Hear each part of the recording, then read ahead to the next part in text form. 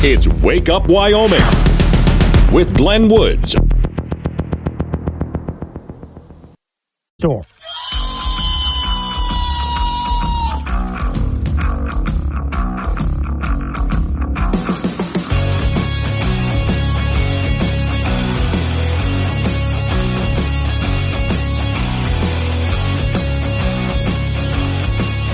.06 the time. It's Wake Up Wyoming. It is a Wednesday. Over the hump we go. Today's show is sponsored by Pre-Stained Carpet. Never worry about stains again. Now available in My Dog Got Into My Taco Bell. And even bloodstained carpet. I mean, if you're into that, just saying. Warning, this show contains reference to guns, liberty, limited government, low taxation, the cult of climate change, free thinking, cigar smoking, short people, rubber chickens, Karen's, bureaucracy, liberal buzzwords, tour runs, traffic, toilets, terrible jokes, and more. No apologies will be issued. Guest callers may express any opinion they want without fear of being canceled. Unless you're a loudmouth jerk like Dave, then Glenn will hang up on you. Strap in, hold on to your coffee, and feel free to participate. This disclaimer does not refer to every person named Dave. Just one particular Dave from San Francisco. We know a lot of Daves. They call this show all the time, and they're great people. So don't call this program and complain that we use your name. That would be a real Dave move, Dave. What I forgot to do on Tuesdays, I had mentioned last week that I have something for every day of the week. You know, it's Monday, rinse and repeat. Wednesday, over the hump we go. Thursday, I can see the weekend from here. Friday, glad you made it. I don't have anything for Tuesday. And you guys were tossing ideas at me, and I forgot to use any of them because it was such a busy day. Getting away from politics for just a moment, because I was watching, now that the Democrats have a VP, you know, or candidate, and, okay, both parties are picking at each other, and it really got annoying this morning as I tried listening for any signs of substance from either one of them, and especially the Democrats who just flat out lied, especially Waltz, the new Democrat VP candidate, as he talked about Trump and just made stuff up. I mean, completely made stuff up. And the Democrats in the room cheered. They don't care. It just sounded good, so they go ahead and cheer. So I thought, let's start with something really different, just to get away from that for a minute. Cowboy State Daily Story. Man accused of smashing up a Riverton post office to show that he's a gangster. Okay. If you want to be a gangster, don't live in Wyoming. You're in the wrong state for that. There's plenty of... I will buy you a bus ticket and ship you to a state where you can be a gangster. Here's the story. Fremont County man pleaded not guilty Friday to smashing up the Riverton post office in an attempt to scare off dozens of gangsters after snorting a line of methamphetamine. This just gets better, doesn't it? By the way, ladies, I hear he's single. I'm just tossing it out there. So this guy, 48 years old, was last month indicted at U.S. District Court of Wyoming for suspicion of destroying U.S. property, United States postal property. The charge is punishable by up to 10 years in prison and a $250,000 fine. The jury is set for September 23rd. The investigation started June 15th when a person called in a report of a man wearing a gray shirt breaking glass with a metal object at the Riverton post office. I swear, people really need to find better things to do with their lives. Riverton Police Department responded to find the building entrance partially blocked by 2 recycling bins and a metal signpost that had been overturned on the floor, according to an affidavit. Inside, they found several pieces of mail on the floor, shards of broken glass, numerous windows damaged. They followed the sound of metallic clangs emanating from the landing area on the top of the staircase. The officer announced his presence, and the man emerged from behind the wall at the top of the staircase. They say that he was directed at gunpoint to drop anything in his hands and walk down the stairs. He complied. He was arrested. They said, now you see, a gangster wouldn't have done that. A gangster would have put up more of a fight. But all right. Affidavit said the man identified himself and then was brought in. The investigation, they inspected the building found no one else was there. Now, again, if you're going to be a gangster, you got to do this kind of stuff when somebody else is there. To go into a small-town post office and tear it up because you want to prove that you're a gangster, I will buy this guy a bus ticket to L.A. One glass display case in the basement door, window damage, stuff like that. The investigators found a large brass pipe lying on the floor. The entrance to door handles were battered as well. This guy tells police he had been at the bar drinking, you think, Fireball whiskey, and that he had done a line of abnormally potent meth before leaving the bar on foot. So he's mixing his whiskey with meth. As he walked on Main Street, a group of 10 to 12 gangsters started chasing him, which I doubt because he's on meth, so he probably imagined the whole thing. So he flees, right? He runs, hides inside the post office. He said he tried to barricade the front entrance to the post office using things from the lobby, whatever he could find. He also reportedly started bashing windows to show the dozens of gangsters he, too, was a gangster. So that's the whole idea there, to prove to the gangsters that he imagines following him that he is also a gangster. He starts to rip things up. The young man who called the incident, police said that he stopped by the post office because he heard breaking glass and metal banging, looked inside, saw the whole thing going down. The witness said he saw no one else in the building. So again, we're talking a guy who's imagining that he's being chased down the street by gangsters. So in order to ward them off, he must show that he, too, is a gangster. I would guess the moral of the story is don't snort meth while drinking Fireball. Then again, don't drink meth while snorting Fireball. I guess, I don't know. I don't drink or do drugs. You kind of help me with this. Morning, Chet. Let's see. Chet says, I know they do a little, probably sleep most of it. Okay. What? I'm trying to decipher what you're saying. Are you talking about what gangsters do? But, okay. So, in taking a look at this guy, he's about what you would expect him to look like, is all I'm going to say. I would remind ladies once again that he's single and available and will not be going anywhere for quite some time. So don't worry, he'll have a steady place to live and steady meals. So if women are looking for stability, this guy's going to have it because he's going to be in a nice, tiny little apartment. I mean, very tiny. Might have a roommate, I don't know. And he will be getting 3 square meals a day and not going anywhere for quite some time. Problem is, though, since he's going to be thrown into jail, once he sobers up, he's going to find out what gangs really do look like. We don't have that many gangsters in Wyoming. We used to, but those gangs look different, like the Hole-in-the-Wall gang. Completely different from the gangsters in major cities these days. If I manage to make it through this week, I would like my straitjacket to be black leather and my helmet to sparkle. Thank you. Where Wyoming comes to talk.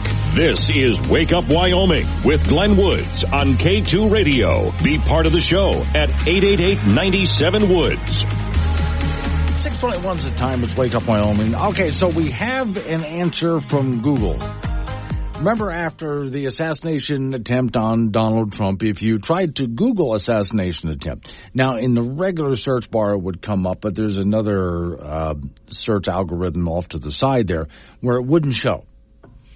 And that affects what people are looking for, not just on Google itself, but on their phones, on their apps, and other places. So why didn't it show? And people started really getting mad at Google for this. So the story I have in front of me here says, when we first learned that Google's autocomplete, that's the name of the function, in its search engine appeared to be blocking suggestions about Donald Trump's attempted assassination, or even his name, the company assured us that those results were simply an anomaly in the code. But the House Judiciary Committee has been digging into the question more deeply and asked the parent company, Alphabet Legal Counsel, to explain further. The answer to the committee, the answers they received weren't exactly definitive. They're they may provide a bit of clarity, but okay, here's what we're looking at here. The story says, an attorney for Google's parent company admitted that the autocomplete tool for its search function did not include the assassination attempt against President Donald Trump. The admission came after the apparent search issue drew controversy online. Alphabet Inc.'s counsel informed the House Judiciary Committee that the bugs in the autocomplete tool prevented it from predicting searches about the attempt on Trump's life. The built-in protections that Google installs for searches related to political violence were out of date, the attorney said, and prevented this search autocomplete feature from generating results on the assassination attempt. Google's autocomplete feature experienced similar issues when used to search for President Donald in related search terms. The attorney said the bugs were fixed after they were brought to Google's attention. So the author of the article says, I'll be the first to agree Google's Alphabet have given us more than sufficient reasons to question their bias or lack thereof on political matters. They represent a massive corporate dealing in, large sums of money, trends, things like this. If they had the opportunity to enact policies that might benefit them financially in the long run, he says, I have no doubt that they would consider it seriously. Look no further than how they ended the issue related to the government's response to COVID pandemic. With all that said, he says, however, having some familiarity with the designs of these search engines, the answers that were given to the Judiciary Committee really weren't all that crazy. Taking the least damaging claim at first, the failure to fill in President Donald Trump or Trump even. Because, again, they're trying to stay away from anything that has to do with politics or any kind of violence in their search engine. And that related to both of them. So that's what they said had happened. And they went ahead and fixed it as soon as it was brought to their attention, which makes you wonder about bias in general, which you know that does exist. Because if you do any kind of search, this is why I tell people, if you're really searching for something and you really want to know about something, get away from Google, because there is bias in there. Sometimes I can imagine that this was some kind of a weird glitch because, again, they have a search engine where they're saying, stay away from politics, stay away from violence. We really don't want to promote things like this. We want to be a different kind of search engine. And so when you have Trump, politics, violence, assassination attempt, nothing comes up. How about a search engine that just answers whatever question I have, whatever that might be? Now, those search engines do exist. As I've said before, I use Google, but I don't use it to search for things. They have a top-notch, the best program I've ever found for categorizing files that I keep. When I go searching for news every day, I have all these different news organizations lined up in files on my search bar.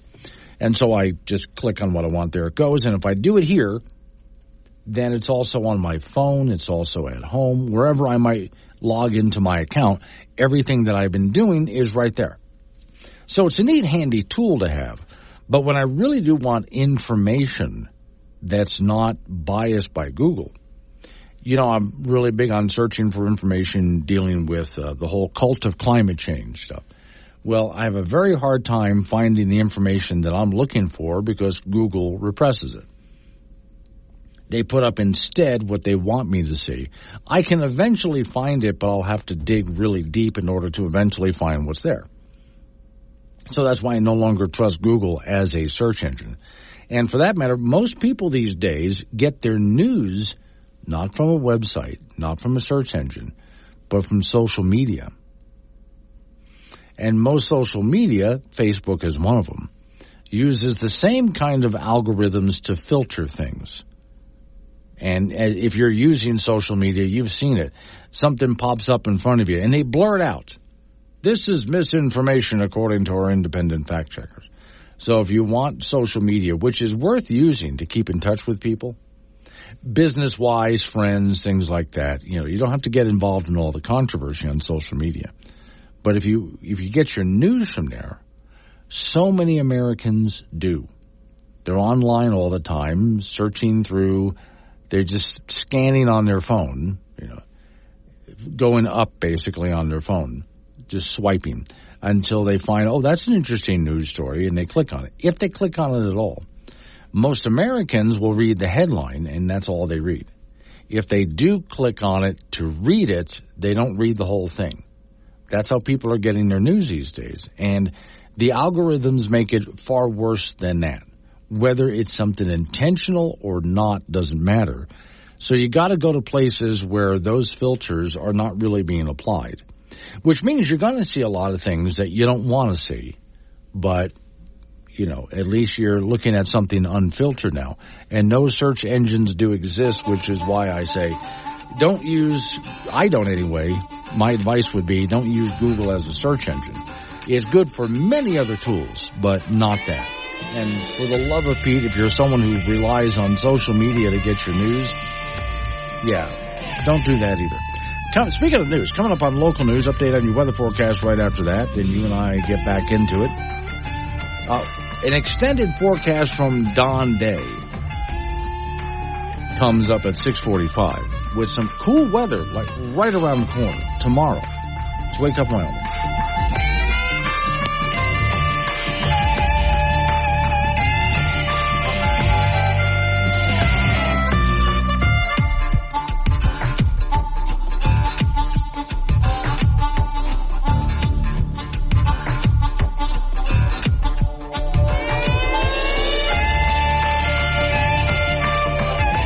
Wake Up Wyoming with Glenn Woods on K2 Radio. Got something to say? Chat him on the Wake Up Wyoming mobile app or call 888-97-WOODS.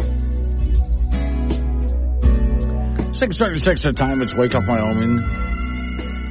Let's go down to Cheyenne to the governor's office real quick. Governor Mark Gordon is sending 10 Wyoming Highway Patrol troopers to the southern border in Texas to respond to Texas Governor Abbott's request for emergency assistance. I remember a little while ago I had the governor on his program. We talked about that briefly. 2 deputies from the Trona County office will be deployed later, and I'm not sure where the other ones are coming from. Governor says Wyoming is committed to closing the open Biden-Harris border. He said, as part of an ongoing relationship with Texas, we will supply resources as they are requested, while also making sure we are safe at home. We are immensely grateful for the willingness of Wyoming law enforcement members and their families to assist in this important effort to secure our southern border. I want to know what we're going to do to secure our border against Colorado.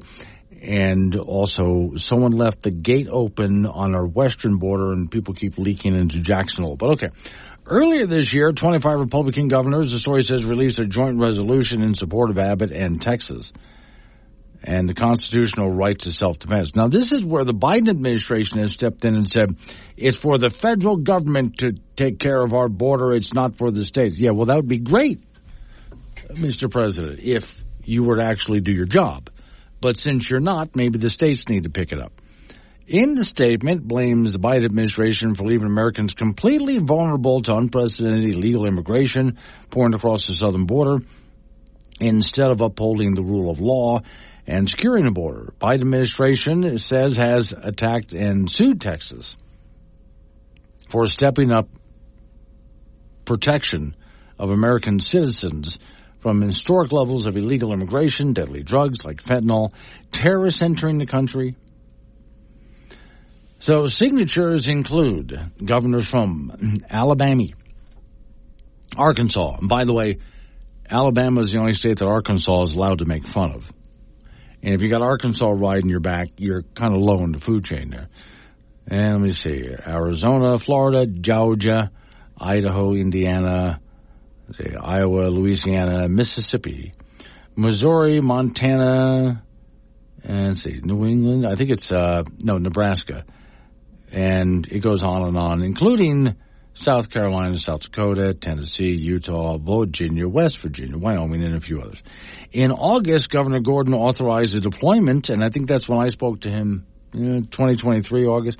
It would have been last year. I know we talked about it then.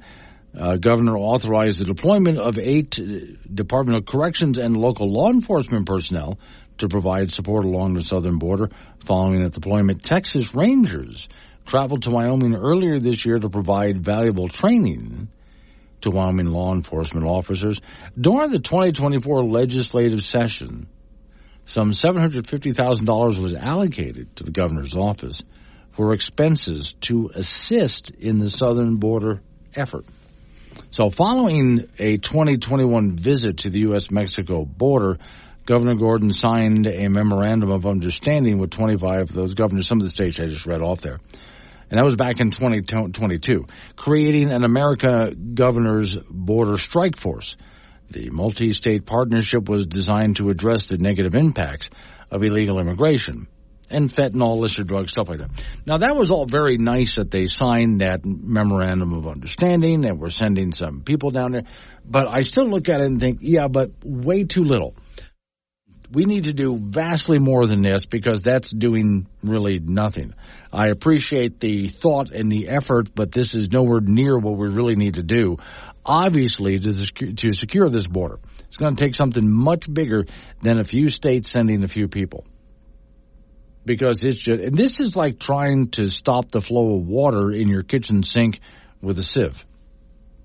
It's still all getting through all the different holes. In fact, that section of border wall that was built under Trump, they're just walking around it. I saw some video recently of this. They just walk around it. And as I said, when that section was built in the first place, that's not going to help anyway. Because no matter what you build as a wall, people find a way to go over it, under it, around it, or through it. And they've done every one of those things in this case. So it's just being overwhelmed down there. We need an entirely different approach. And I would say, as you know, entirely different people in government, not just in the White House, but in Congress and the bureaucracy who are actually interested in doing something here before we wind up. We're already in serious trouble. But with the drugs, the gangs pouring over the border, the terrorists who have been caught pouring over the border, how many didn't we catch? So you know where all of this is going. So hopefully something will change in this next election cycle because as a country, we just can't keep doing this. You know, if you think about it, your belly button is basically just a scar that you got in a knife fight with a guy in a mask after being evicted from your first place. Well, that image is going to stick with you all day. Wake Up Wyoming with Glenn Woods. Make your voice heard at 888-97-WOODS. This is AM 1030 K2 Radio. 6:48 is the time. It's Wake Up Wyoming. Off we go to the icebox. Frank Gambino is waiting by. Frank, with all the Olympics going on, I'm really disappointed. Not one single Wyomingite is in the Olympics. No, it happens. Some years they do, and some years they don't. Some years they medal, and some you're like Rulon Gardner from Star Valley. Yeah. Medaled in wrestling. John Godina from Cheyenne medaled in track and field. Sure. Back in Atlanta. It's hard to get in. I mean, it really is. Even like the Olympic swimming trials, our U.S. trials. I mean, Johnny Coulot from Lander was in that deal, and he didn't qualify for the Olympics because there's hundreds of great swimmers in the Olympic trials. It's a hard deal. This is why I've said in the past that why America does so well in the Olympics is we have such a large pool of people over a huge continent to draw from. We're not like some tiny little country who has just a few million people. So I mean, some of these countries show up only competing in 3 or 4 events. And some countries show up with only 3 or 4 athletes. Yeah. And here in the opening ceremonies, here's the U.S. when they introduce them. It's like an army. It's a whole boatload of people. Literally, it was an entire boatload of people. Yeah. Sometimes, with that being said, when the pool is deep and then you say, you U.S. men's soccer team, why don't you be like everyone else when you have this big pool of people and you're not as good as everyone else? Right. That happens too. And there are some countries that are just, you know what, that's what they do. And they're good at it. Yeah. There are sometimes I look at certain events, like when I was watching I was telling you, I was really impressed by watching BMX bike in the Olympics. And I was also a little surprised that America didn't do all that well. And I thought, oh, come on. America didn't do well in BMX biking? you would think that we would be top there, but it was other countries that were. Oh yeah, it's like in the Winter Olympics. We're not the kings of skiing. We have great skiers, but sometimes with those younger events, kind of like wow, you'd be lucky if an American finishes in the top 4. Sometimes. And then sometimes a country surprises you, like Jamaican bobsledding. Yeah. Who practiced in Wyoming, as we all know. Practiced in Evanston, yep. Yep, yeah. But they were cool guys. I met them. They enjoyed the entire deal. I don't think they didn't win anything though, did they? No, but that's okay. I mean, just the fact that Jamaica had bobsledding was enough to capture everybody's, and they made a movie out of it. So. Yeah, that's all good. All right, American Legion Baseball. The Northwest Regional begins this morning in Billings, Montana, and Cheyenne Post 6. The Wyoming State champion will be there. They will take on Eugene, Oregon at 9:30 this morning. Post 6 comes in at 68-17, and Eugene is 46-8. And remember, Post 6 has won the last 5 AA state championships and 21 of the last 24 years. And also, in that Northwest Regional in Billings, Anchorage, Alaska will take on Pocatello, Idaho. Bellevue, Washington will meet Missoula, Montana, and Fort Collins, Colorado will take on Billings, Montana. Remember, and that Fort Collins team is managed by former Cheyenne manager Tag Lane. In Major League Baseball, the Colorado Rockies beat the New York Mets yesterday 6-3 in Denver. They got 3 runs in the 4th inning as Jake Cave homered for Colorado, who was 42-72. For the Mets, Cheyenne native Brandon Nimmo went 2 for 4 with an RBI. Those 2 teams will meet again tonight down in Denver. At the Summer Olympic Games in Paris, the U.S. men's basketball team rolled Brazil 122-87. Devin Booker at 18 points. Today, the U.S. women's basketball team in the quarterfinal round will meet Nigeria. The U.S. women's Olympic basketball team has won 58 consecutive games. In track and field, Cole Hawker won the gold medal in the 1500 and 327.65. That was set an Olympic record. He was a long shot is putting it mildly. Some odds makers had him as 30-1 to win that race. Gabby Thomas of the U.S. won the 200 meters to take the gold medal. She is a Harvard University graduate where her degree is in neurobiology and global health. She took the bronze medal in the 200 in the Tokyo Olympics. The medal count right now, the U.S. has 24 golds, 31 silver, and 31 bronze. Today, up on there, sailing, weightlifting, cycling, more basketball, Greco-Roman wrestling, boxing, and taekwondo. I might actually have to watch the sailing. I think today is the dinghy finals. Really? Yeah. No, seriously? No, seriously, yeah. Oh, okay. I didn't know they had dinghy finals. Well, there's different kinds of boats. Okay. So, yes, there's sailing. I had no idea. Well, I grew up sailing. Yeah. So, I mean, I'd have to watch that. Really impressed with some of the catamarans and so on they have out there. Those things can really move, but I didn't know I'm going to have to, I don't believe you right now, so I'm going to have to look up Olympic dinghy. Yeah, yes, there's a medal for that. Yeah. Is it like the America's Cup? I'm not exactly sure, but, they're out there, and that's cool. Okay. I'm still not believing you till I see it. It just doesn't sound right. Olympic dinghy racing. Yes. Okay. Yep. Thank you, Frank. Coming up on some local business we got to take care of. We're going to roll into news time after that. National local update on the weather forecast. Oh, and I told you so moment is coming next hour. Something that I was telling you guys is happening every time the subsidies run out. And some subsidies in California just ran out, and a company's in big trouble. It's Wake Up Wyoming.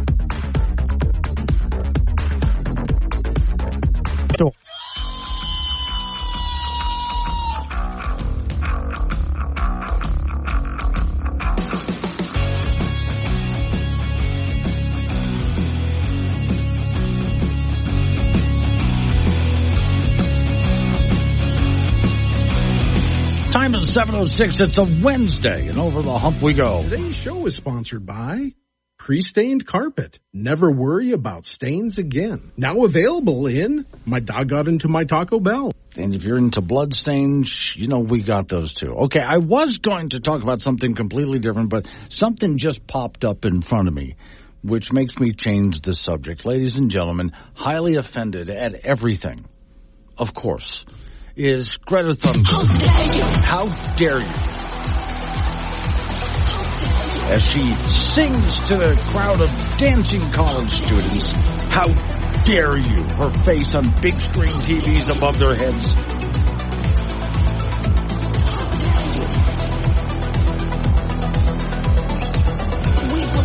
So here's what made me I didn't throw it away. I put the other news story aside. Just because of this, this is one of the I told you so moments. Talks about exactly what I've been saying for many years. Just another example of it. And not the first time this has happened. Headline, major solar company files for bankruptcy after California strips its subsidies. Okay, so you've heard me say this. When it comes to wind and solar and electric cars and so on, what happens to these companies as soon as the subsidies run out? And they will. So I think I'd given you a story a while ago in Nevada. This is a few years back. The state of Nevada wanted to encourage people to put solar panels on their rooftops. Well, it's a rather hot state down there. They run a lot of air conditioning. It seems like a fine idea, right? But solar panels, we've gone through all the problems with them, and so really it doesn't turn out to be cost effective, like they brag that it will be, but it isn't. So they offered not just tax breaks, but subsidies to people to offset the cost to buy solar panels for the rooftops. And because of that, some solar companies were doing pretty good business. I mean, they weren't doing, and not everybody was getting solar panels on the roof, but they were doing okay. And then finally, the state said, okay, we told you this was only going to last for a few years. They were doing this long enough to get it started in Nevada. And then these companies were supposed to be up on their own feet and doing fine. So there, we gave you tax breaks and subsidies to get it started. Now you guys should be fine. And as soon as they cut away the tax breaks and subsidies, these companies went out of business. So here's the story. SunPower, good name for a company, a major rooftop solar company, filed for Chapter 11 bankruptcy Monday. SunPower filed for bankruptcy in Delaware first, after a string of corporate struggles, challenges. Now in California, the rooftop solar company program is high interest rates weighed down on his business, according to Bloomberg News, before it unraveled. SunPower was among the leading solar companies in the U.S., so there's Delaware now, there's California. And SunPower will look to sell some of its assets to complete the name of the company is Complete Solera, while the company and some of its own subsidiaries file for bankruptcy, SunPower said in its Monday announcement. Wow. Related story, California solar company hits the skids after receiving huge handouts from Biden and Democrats. So I'm going to go ahead and click on that too. See, again, I just found this story, so we'll get to that.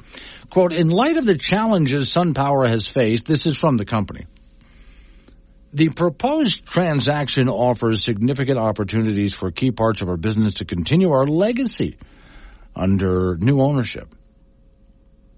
According to the executive chairman, we're working to secure long-term solutions for the remaining areas of our business while maintaining our focus on supporting our valued employees and customers and partners. So in 2023, policymakers changed California's rooftop solar subsidiary program and weakened incentives to companies to push for rooftop solar by reducing payments to homeowners who sell back excess power. Yeah, people who had excess power that they produced, let's say, on their home rooftops or their business, could sell it back to the grid and make it maybe offset the cost a little bit. But as soon as the state gave up on that, we're not going to give you as much money, it all started to fall apart. James is out there in LaPorte. Hello, James. Hey, it's been a while. I haven't called in. This is James Carey from LaPorte, Colorado. How you been? Very good. What you got going on? Good. Hey, I got two things. The first thing is, you know how we have the Coast Guard? I really think that President Trump, when he gets in the office January 20th, 2025, he should, with executive order, start what we should be calling the border guard. So we should have our 6, what do you call it? Branch of the military? Yeah. Okay. So we should just have the border guard, militarized and then just protecting that border. Okay. That actually kind of makes sense. Okay, I grew up on, as you know, an island, and I saw the Coast Guard all the time out there in the Gulf of Mexico securing our border on the water. So why not have a border guard that secures it's the same job essentially. Because the Coast Guard not only kept out, at the time we had to worry about the communists, because, when I was a kid, the Soviet Union. But we also had to worry about drug dealers and people just trying to enter the country illegally. So that's what the Coast Guard did. So, I think that's a good idea. The same idea, but on land. Not bad. Exactly, the border guard. And the second thing is, did you hear the great news this morning? I can't remember which state she's from, but did you hear that on one more of the squad, Congress squad up there in Congress, one more of them got primaried. It was I did hear that. Bush. And she is mad as hell. She just can't believe in fact, I tell you what, just for you, I'll pick that story up next, because she just cannot believe that this happened to her. Talk about a sense of entitlement. She cannot believe that this would happen to her, of all people. How dare we? Yes, and she admitted, if you hear that segment, that she was becoming more radicalized. Yeah. It came out of her own mouth. Yeah. And so yet these people up there, the squad, they are becoming radicalized. Yeah. I mean, they were already radical as it was. How can you be more radicalized? And she doesn't seem to understand that that's the problem. That's why she was gotten rid of. Right. So we got 7 more to go. I say I don't think AOC can be primary this year, but maybe next year. But I think the American people are speaking. Just get them out one by one. Yeah. Well, now, here's the thing, though. I'm glad we got rid of a member of the squad, but that still puts a liberal Democrat in the Democrat nomination. So we still have to go through the general election, but at least it's not a squad member. Right, exactly. All right, Glenn. All right. Thanks for taking my phone call. Thanks for calling in, James. I appreciate it. It's Wake Up, Wyoming. Why is that person running? Are you okay? Is somebody chasing you? You're running on purpose? 7 in the morning. Yep, there you have it. A new level of crazy. And you heard it here first. Glenn Woods. He talks to you, not at you. Be part of the show at 888-97-WOODS. This is Wake Up Wyoming on K2 Radio. 7:19 is the time. It's Wake Up Wyoming. So our friend from Colorado calls and brings up a member of the squad that lost her primary. Now, she's still going to be succeeded by a progressive Democrat, but not as bad as this woman here. And boy, is she mad. Okay, her name is Cori Bush. She'll leave Congress at the end of the year. Wesley Bell is the one who won against her. He's more focused, according to what I'm reading here, on policy and not insane like Bush. We'll see, but that's what is being said anyway. And yeah, I've listened to some audio from Cori Bush after she had lost this primary, and wow. Someone just needs to hit her with a tranquilizer dart, then duct tape her to the ground, because she was in freak-out mode. I mean, really just mad as hell and screaming. And flat out saying that, they were worried that she was becoming more radicalized. How do you get more radicalized than she already was? And I'll give you some ideas of some of the weird things that she said and did in just a minute. But yeah, as a member of the squad, she was really bad. And this is the second member of the squad that has been primaried out. And my guess here is the people in those districts, while still liberals, but there's a difference between your extremists that are so extreme, even your basic Democrat can't handle them. Just too much. The story says here, call this the mini storm before the big storm in Chicago. This is where this happened. The biggest storm might take place in Missouri. Yet another squad member may get bounced out of Congress. We'll find out. Also, watch Michigan, Kansas, Washington State, too. As always, of course, I'll be watching this to find out exactly who this is. But let's go back to Let me see if I can call up some of these for you real quick because I'd saved them in my notes. Some of the things that Cori Bush had said and done while in office. And it's not just that she was radicalized.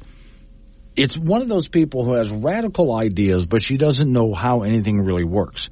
She has ideas in her mind about how the world works, but that's not reality. Chet Yoder, Cori Bush is just screaming as normal, which is true. Okay, let me see. Okay, here we go. Cori Bush was being asked about who pays taxes in this. And watch her, because she is sure that the rich don't pay their fair share.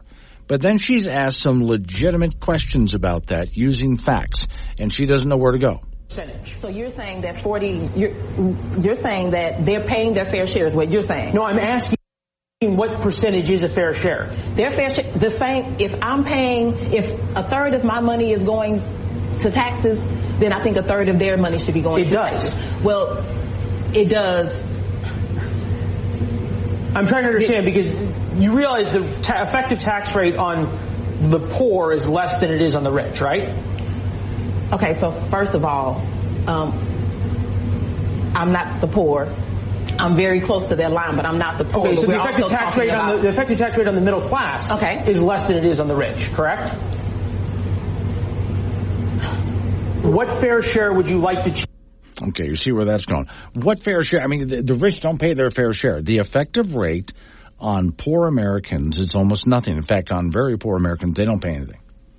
Middle class, yes, they pay. Middle class is not getting taxed more percentage-wise than the rich. The rich get taxed more, a higher percentage. So why do you say they're not paying their fair share? And you can see that she has absolutely no answer for that. Let me see. Representative Cori Bush says Tyree Nichols was slaughtered at the altar of white supremacy. This was a guy that was beaten up by a bunch of cops, beaten to death by a bunch of cops.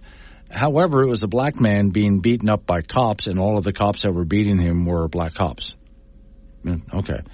Cori Bush tweeted out, "When we march in Ferguson, white supremacists will hide behind the hill near Michael Brown, where Michael Brown Jr. was murdered, and they'll be shooting at us.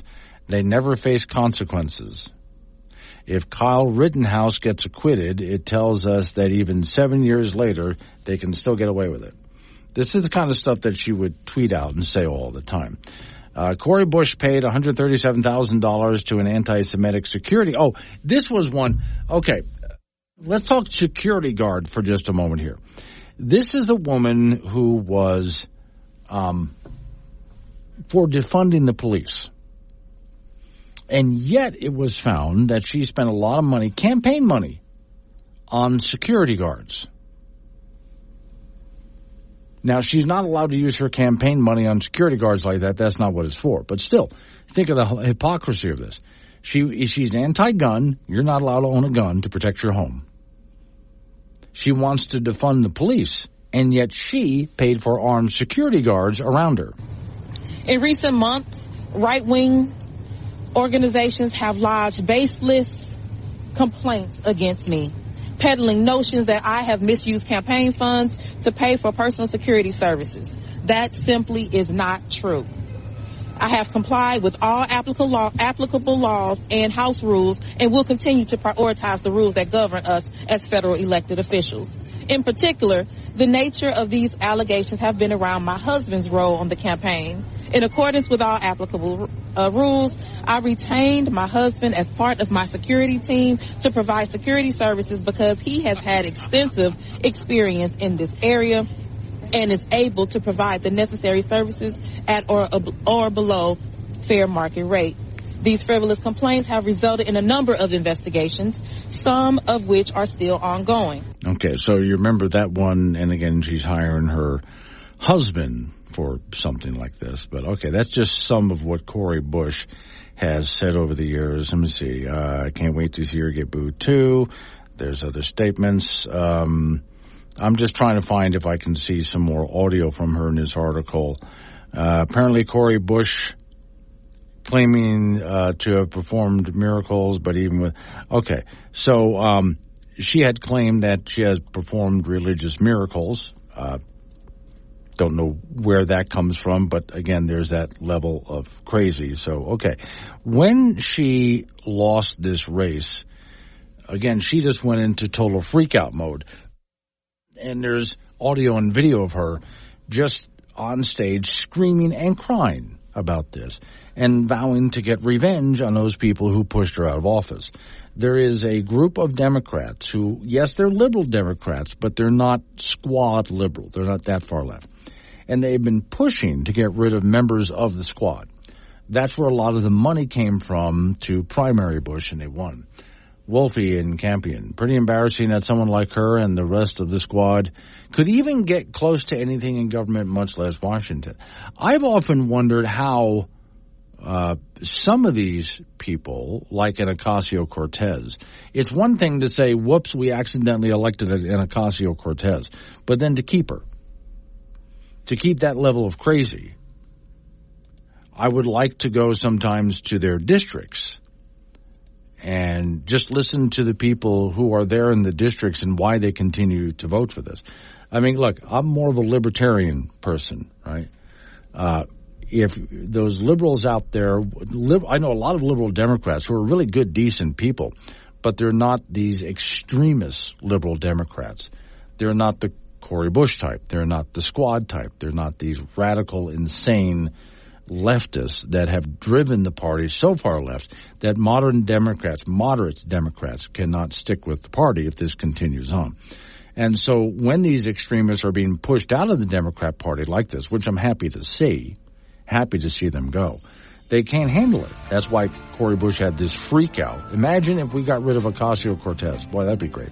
And got more of a moderate Democrat in that office rather than this extremist that we have in Ocasio. Imagine the freak out that she's going to have, because you're not supposed to get rid of her. How dare you get rid of her? There's a sense of entitlement that comes with it. All right, coming up on 7:30, local news coming our way. After local news update on the weather forecast, you and I get back into it again. 888-97-WOODS, the phone number. That's 888-97-WOODS. Oh, and then 7:45, an extended forecast from Don Day. He and I will talk about a cool front. It's going to feel like fall tomorrow in Wyoming, if you can believe that. It's Wake Up Wyoming.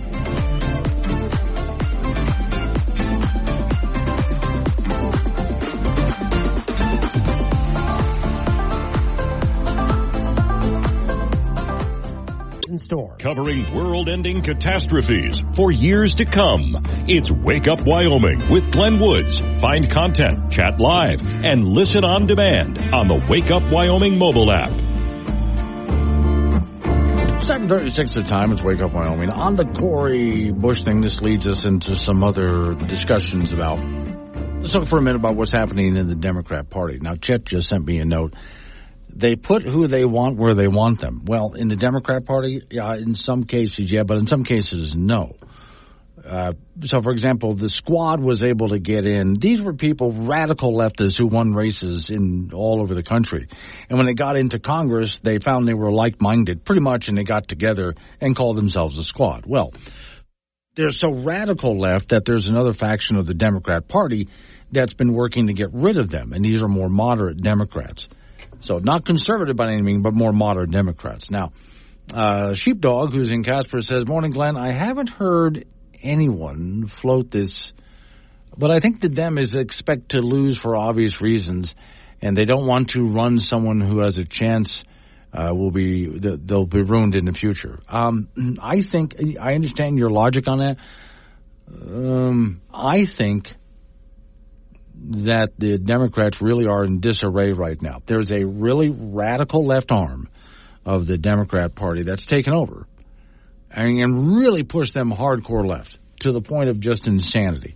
And that's why a couple of years ago we had the hashtag walk away movement. These were Democrats who were not going to become conservatives. They're not going to put on a MAGA hat and vote for Trump. They're not interested. But they're not these radical leftists that's been, in effect, destroying their party.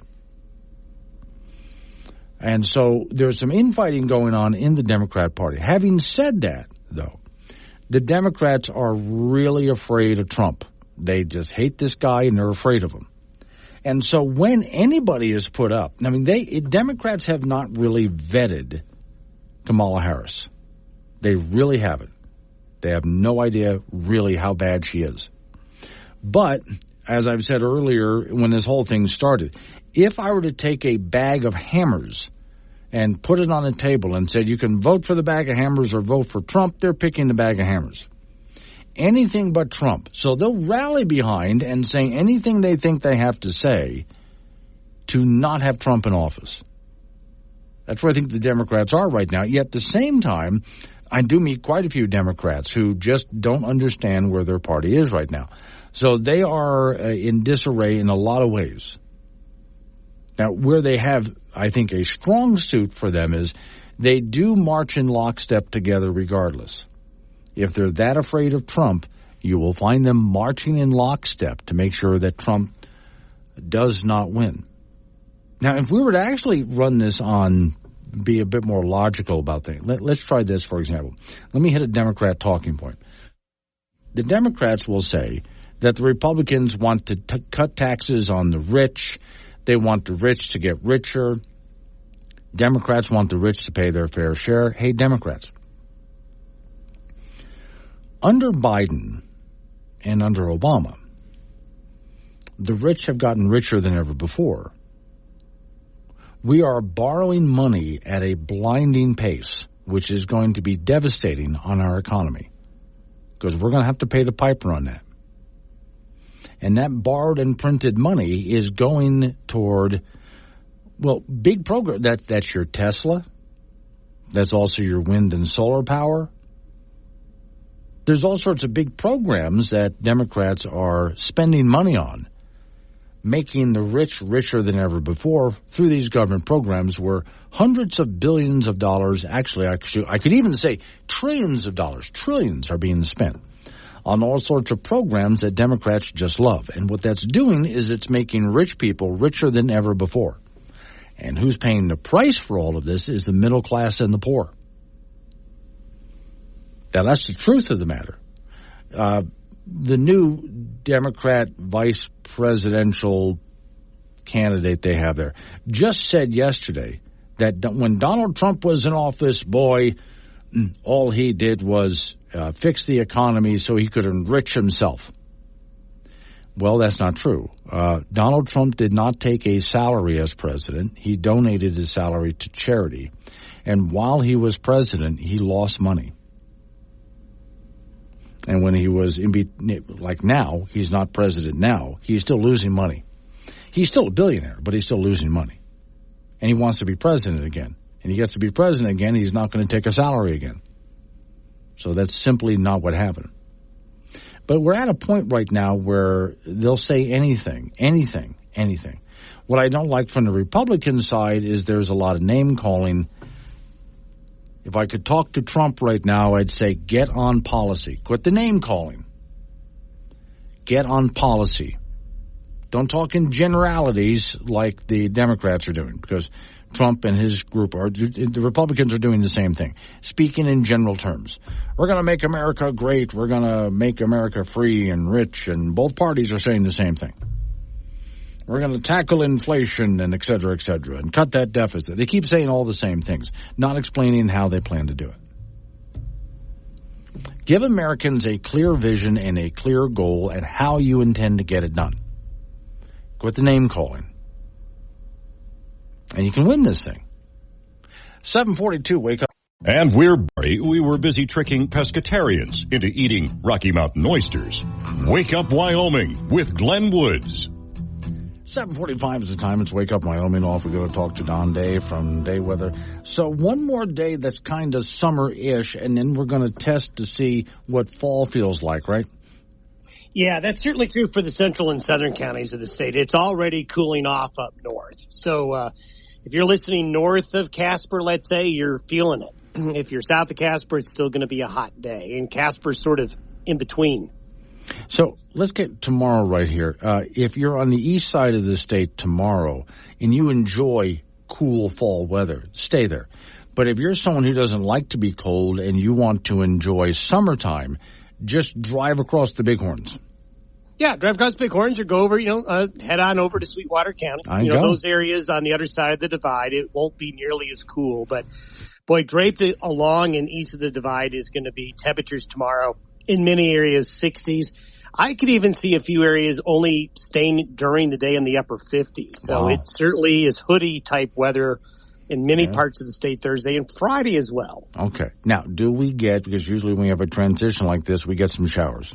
We should. I mean, the opportunity over the next 7 days to get wet is looking pretty good. The central and the east central counties of the state later today, tonight, and into the day Thursday, especially along I-25, along Interstate 90, the eastern sections of I-80, that's where the rain concentration for the next 48 hours will be the best. Now, over the weekend, into the first half of next week, daily afternoon and evening thunderstorms are going to be around. So there's going to be ample opportunity over the next week to get rained on. It doesn't mean it rains every day on you, but they're going to be out there. This is probably the best chance we've seen in quite a while. And for those fires in Goshen County, this sounds perfect. This is exactly, if you were to draw up a plan, say, hey, we need the weather to change and this is what we would like, this is it. Okay. Now, I know it's only Wednesday here, but let's get us through the weekend, though. So it doesn't look like we really get back to summertime, last I saw anyway, until we get through the weekend. Yeah, Sunday is probably going to be the warmest day. I see some 80s coming back on Sunday. Okay. But then afternoon and evening storms, but just 70s probably for most of you on Saturday. So the kind of heat we've been having, that's not going to be here for a while. All right. Does it come blowing in? Do we get some wind? Well, not much. Okay. I mean, it will be windy in the western part of the state because of this cold front, but not too much wind. All right. Thank you, Don. Dawn day with day weather. So this is just basically a test of fall is what we're looking at here. It's not the real thing. This is only a test. Off we go to the icebox, Frank Gambino waiting by. I looked it up. Did you see dinghy sailing? Yes. Now, for those who don't know what a dinghy is, no, that is not that stupid person that sat behind you in school. No. That you tend to call them a dinghy. It is a small boat. This is a small boat, yeah. It's a little boat, which usually it's like a one-man boat. You could fit 2 men in there, but I wouldn't. So it's a one-man little boat with a sail on it. And, Frank, I've sailed those things. I usually sell things like a sunfish. This is a bit different. The hole where you can put your feet is a lot bigger. But still, though, these things can go a lot faster than you might be able to expect. And where are they racing these things? That I have to look up at the Olympics, Okay. yeah. So they are racing. The finals are today. Yeah. So they have women's events, men's events. Right. In those, how long is this?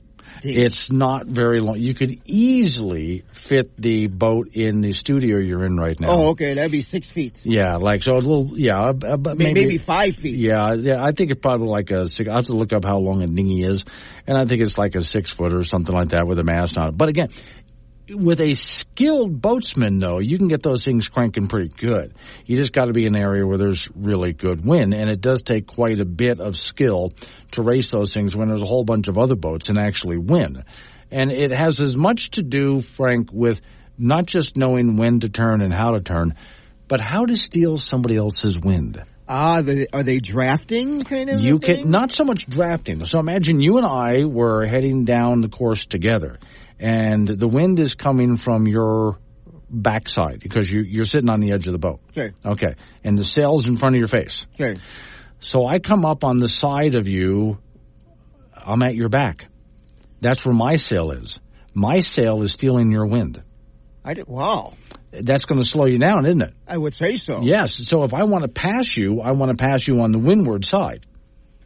So I can steal your wind and take the wind out of your sails, Frank, and get by you. There's strategy to this. That's how you get a gold medal. That's how you do, yes. So there's a lot of work involved in little things like this. And if you're wondering what kind of boat, they're cute little boats. They're a lot of fun to sail.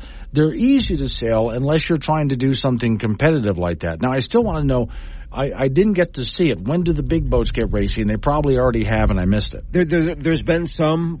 Yeah. I was just breezing through it today. I'm like, dinghy sailing, women's final. It's like today. Yeah. I'm sure that there's probably multiple classifications. I'm sure there are. Multiple. American Legion Baseball, Cheyenne Post 6 is in the Northwest Regional Tournaments today in Billings, Montana.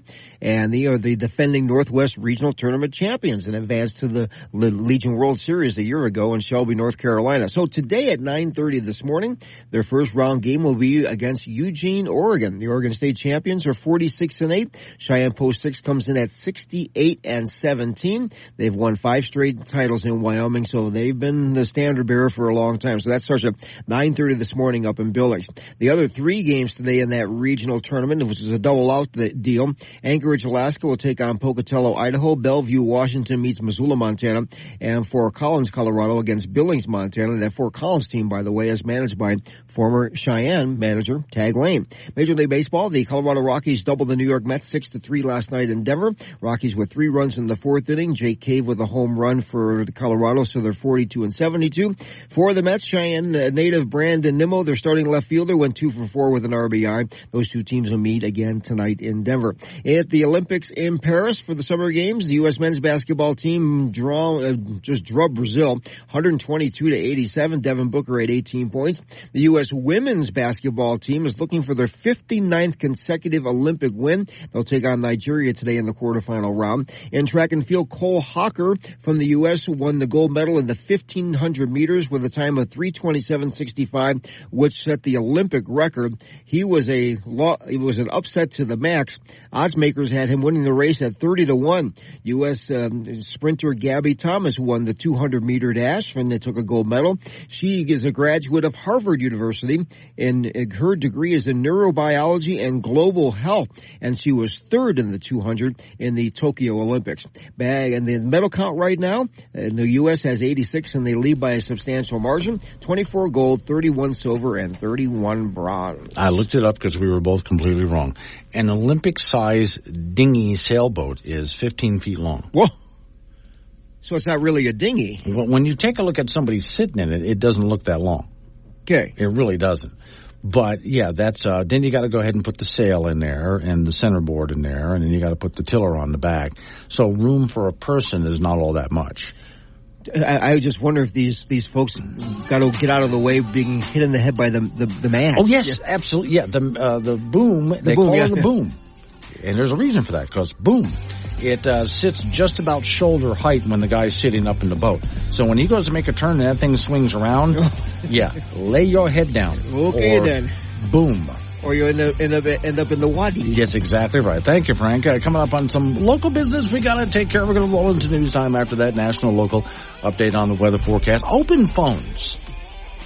Lot to talk about, including some of you are already messaging me on Trump's strategy in winning this race. We can certainly talk about that, too. I'd be really interested in that conversation. It's Wake Up Wyoming.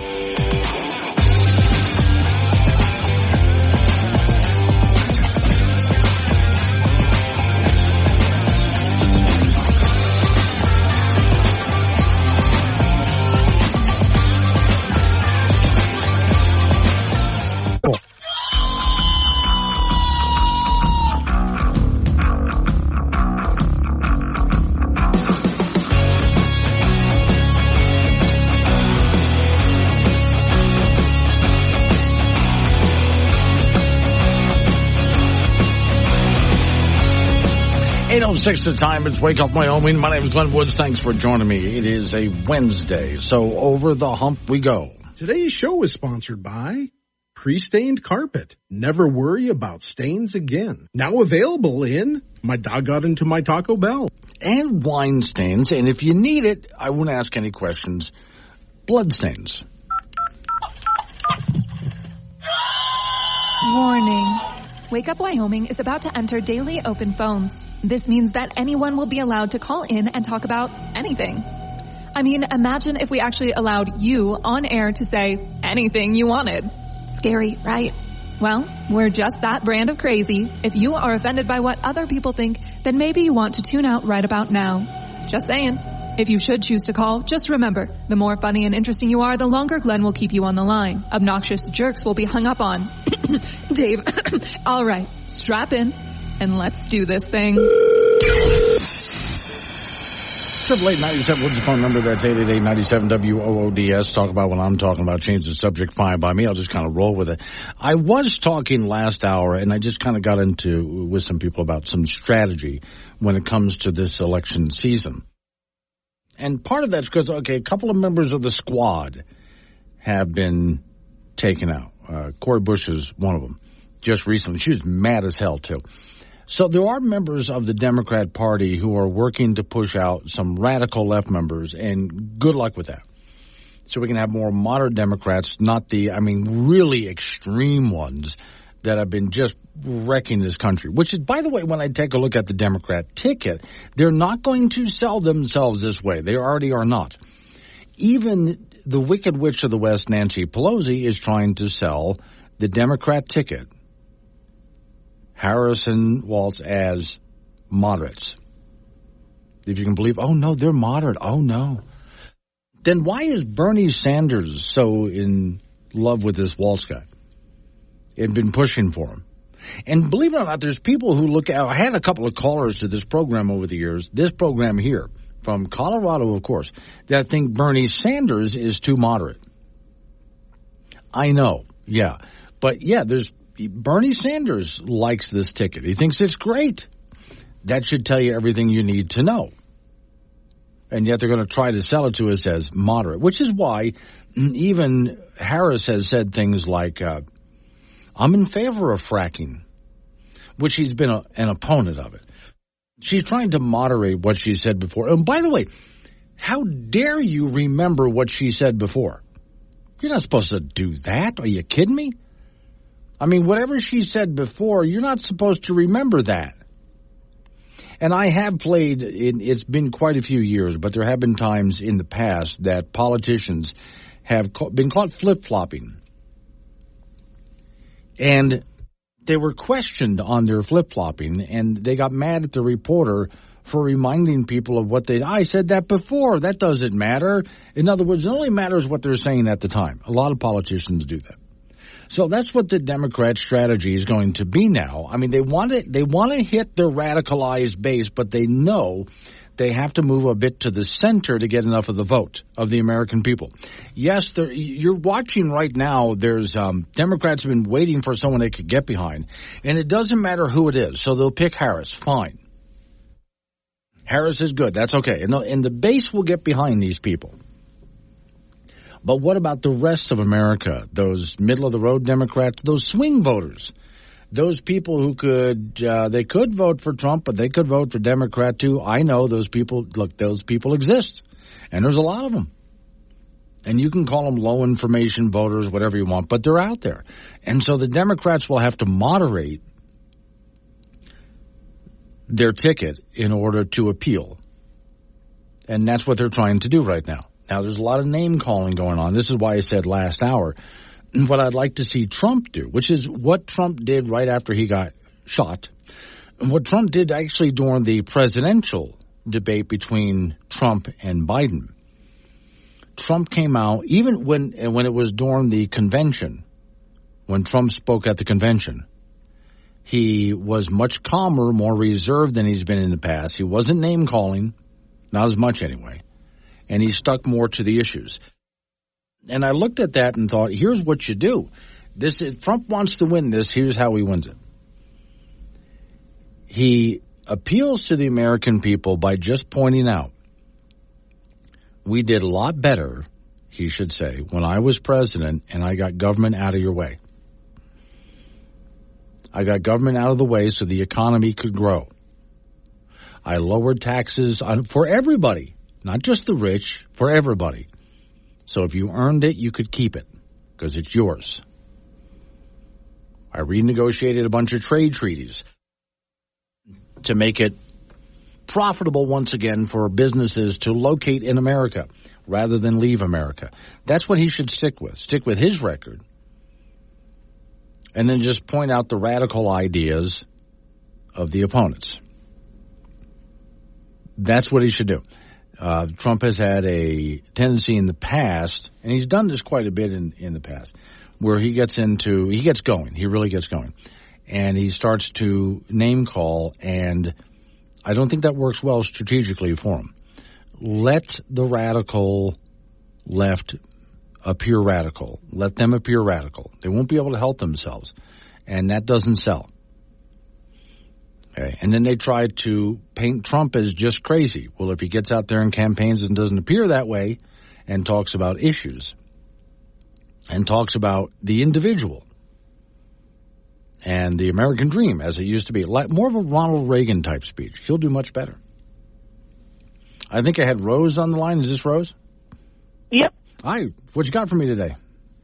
Good morning. I got a couple of announcements. Tonight's Politics in the Park at Washington Park in Casper here.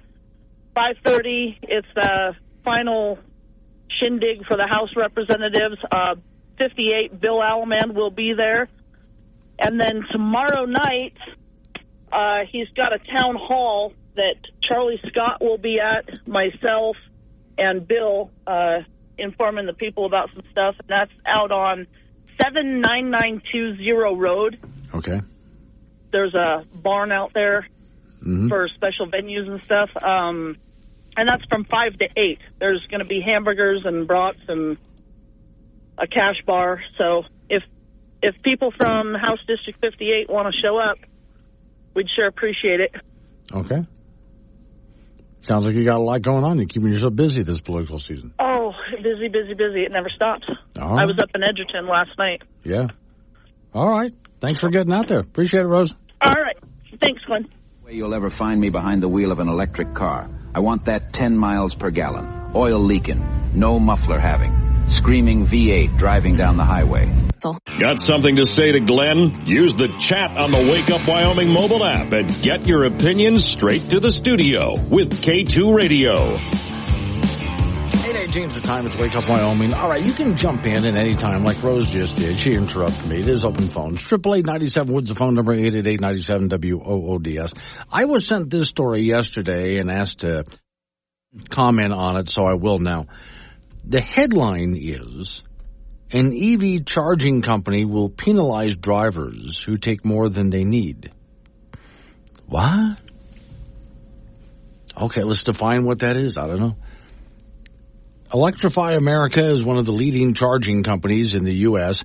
trying to encourage drivers to get what they need, and that's it, or pay an extra fee. The idea is to increase turnover at busy stations. Not like there's many of those, by the way. But in some major cities, there's a few more electric vehicles and very few charging stations. So they need people to move it along, since it takes so long to charge an electric car.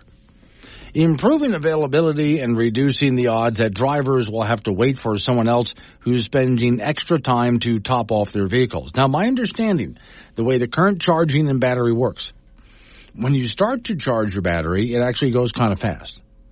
But as you get near the end, it takes... You ever watch something when you're loading a file on your computer, and it seems to be loading pretty quick, until it gets to that last, 1%. And then it takes forever to top off the file. Same thing happens with electric vehicles the way they're configured these days. Electrify America has implemented a pilot program at 10 Southern California stations, yet one more burden on Californians, where charging will stop after the car's battery is 85% full, not 100%. Once a vehicle hits the threshold, after a 10-minute grace period, the driver will be charged an extra 40 cents per minute until they unplug and clear for the next customer. So get up to 85% and get out.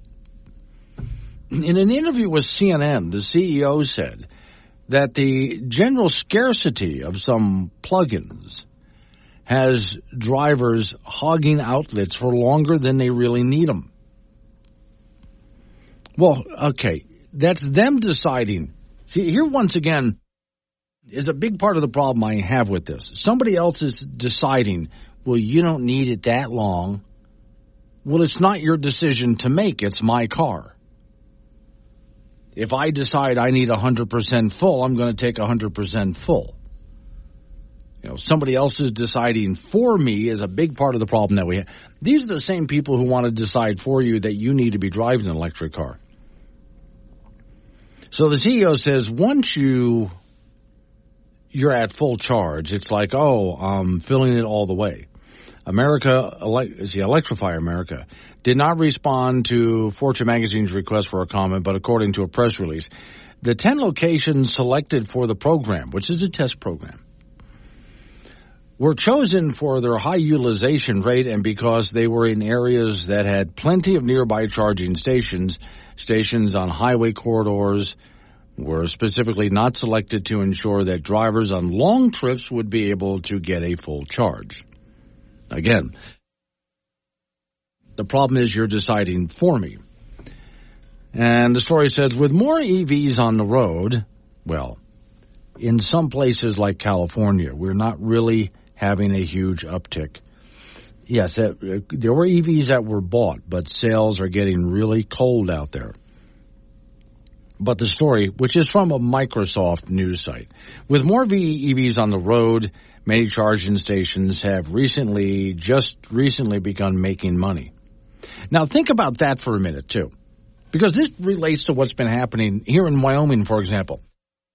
This is where the federal government showed up with money and handed it to YDOT and said, get out there and get people setting up charging stations. Get them, you're giving this money, giving an incentive to set up a charging station. And the reason YDOT stopped it is because it didn't make financial sense that if in a few years those charging stations were broken down and idle, then we would have to pay the feds back for this. And as I said, with charging stations, here's going to be the problem. If somebody, whether it's a restaurant or a convenience store or a hotel, sets up an EV charging station, and the thing is either not making money or breaking even, either way, then when it breaks down, and I say when because everything eventually breaks down. Everything has problems. That's just the nature of stuff. It all whatever you're using eventually, doesn't matter what we're talking about, it'll eventually break down. And so when the EV charging station breaks down, if it was not making money or just breaking even, then why would the owner of that charging station put any money into repairing it? They wouldn't. It wouldn't make sense, right? It says right here in the article that just recently in California, some of these charging stations actually started to make a little bit of money. They've been up there for several years, and at this entire time been either operating, breaking even, or at a loss. Well, if you wanted to open up a gas station, you're making money. Especially back when, that's why I said the automobile, as it originally was built, and gas stations were not subsidized. We didn't need to. It was the free market. Okay. We're not subsidizing building gas stations. It's the free market. It's working fine. So, okay. Here we have charging stations that your federal government is subsidizing to be built. And then after they've been there for several years and they're not making a profit. What's going to happen when they break down? The owner is not going to replace them, repair them, anything like that. The story concludes by, wait, no, there's a little bit more to it than that. Okay, it says, in December, the average utilization rate for a charging station hit about 18%, according to San Francisco's startup that helps companies place EV plugs. The double rate at the start of the year surpasses the critical 15% threshold for them to finally start making a profit. Most charging stations are not making a profit. But with increased demand in cities like San Francisco comes a new problem: congestion. While more and more outlets are becoming profitable, and again, that's not many, they estimate that around 80% of charging activity occurs at just 30% of the stations. So they're trying to get people to move along. If you stay here too long, we will start charging you extra for this. For those outlets to get the brunt of demand, too much use has ended up producing diminishing returns. Okay, according to Bloomberg, earlier this year, one station that hit 30% utilization, customers actually started avoiding it in favor of less crowded stations, which you'd think would be a good thing. But again, you have diminishing returns on this. The executive director of the EVs advocacy group, Plug-in America, he says Electric America's new rule will only affect small percentage of drivers who stop at their plug-ins. Unless drivers are making long trips that will push the range of the EVs, squeezing out every last bit of charge they can get into, there's no reason for them to do that. So while they can get an EV to 80% fairly quickly, standing around for that additional 20% is a waste of time. This is why I was saying to you, again, if the battery is near dead and you plug it in, it starts charging fast. But the closer it gets to, it's like reaching the speed of light. The closer you get to 100%, the tougher it gets. That's what takes so long. Lack of charging stations in the U.S. has become one of the biggest roadblocks to adopting EVs. Now, think about that, because your Biden administration, and Harris was in charge of this, has literally spent billions of dollars to put charging stations all over the U.S., and so far the number that they put up is under 10. With all of the subsidies, billions of dollars spent. Morning, Rianne in Fort Danger. Who the hell are these people to judge how much is enough? What a bunch of... Yeah, I agree. But look, it's my car. I'll charge it the way I want to charge it. Which is one of the reasons I like, again, filling up with gasoline, because I don't have to... When I'm filling up my gas tank with gasoline, the only thing I have to worry about is when it gets to the end, and I've had this happen, does it overflow? Or does it actually stop like it's supposed to when it gets to the end? It doesn't take me that much time, really. There are people working on ideas that electric vehicles with different types of batteries would actually charge really fast. But these batteries would be made a completely different way. And it's being worked on. We'll see if they can get it done and get it to marketplace. But that's where we're at right now. This is what happens when you try to create an artificial economy. It doesn't work. Coming up on 8:30, local news coming your way after local news update on the weather forecast. You and I get back into it again. 888-97 Woods, the phone number, 888-97 WOODS. Wake up, Wyoming.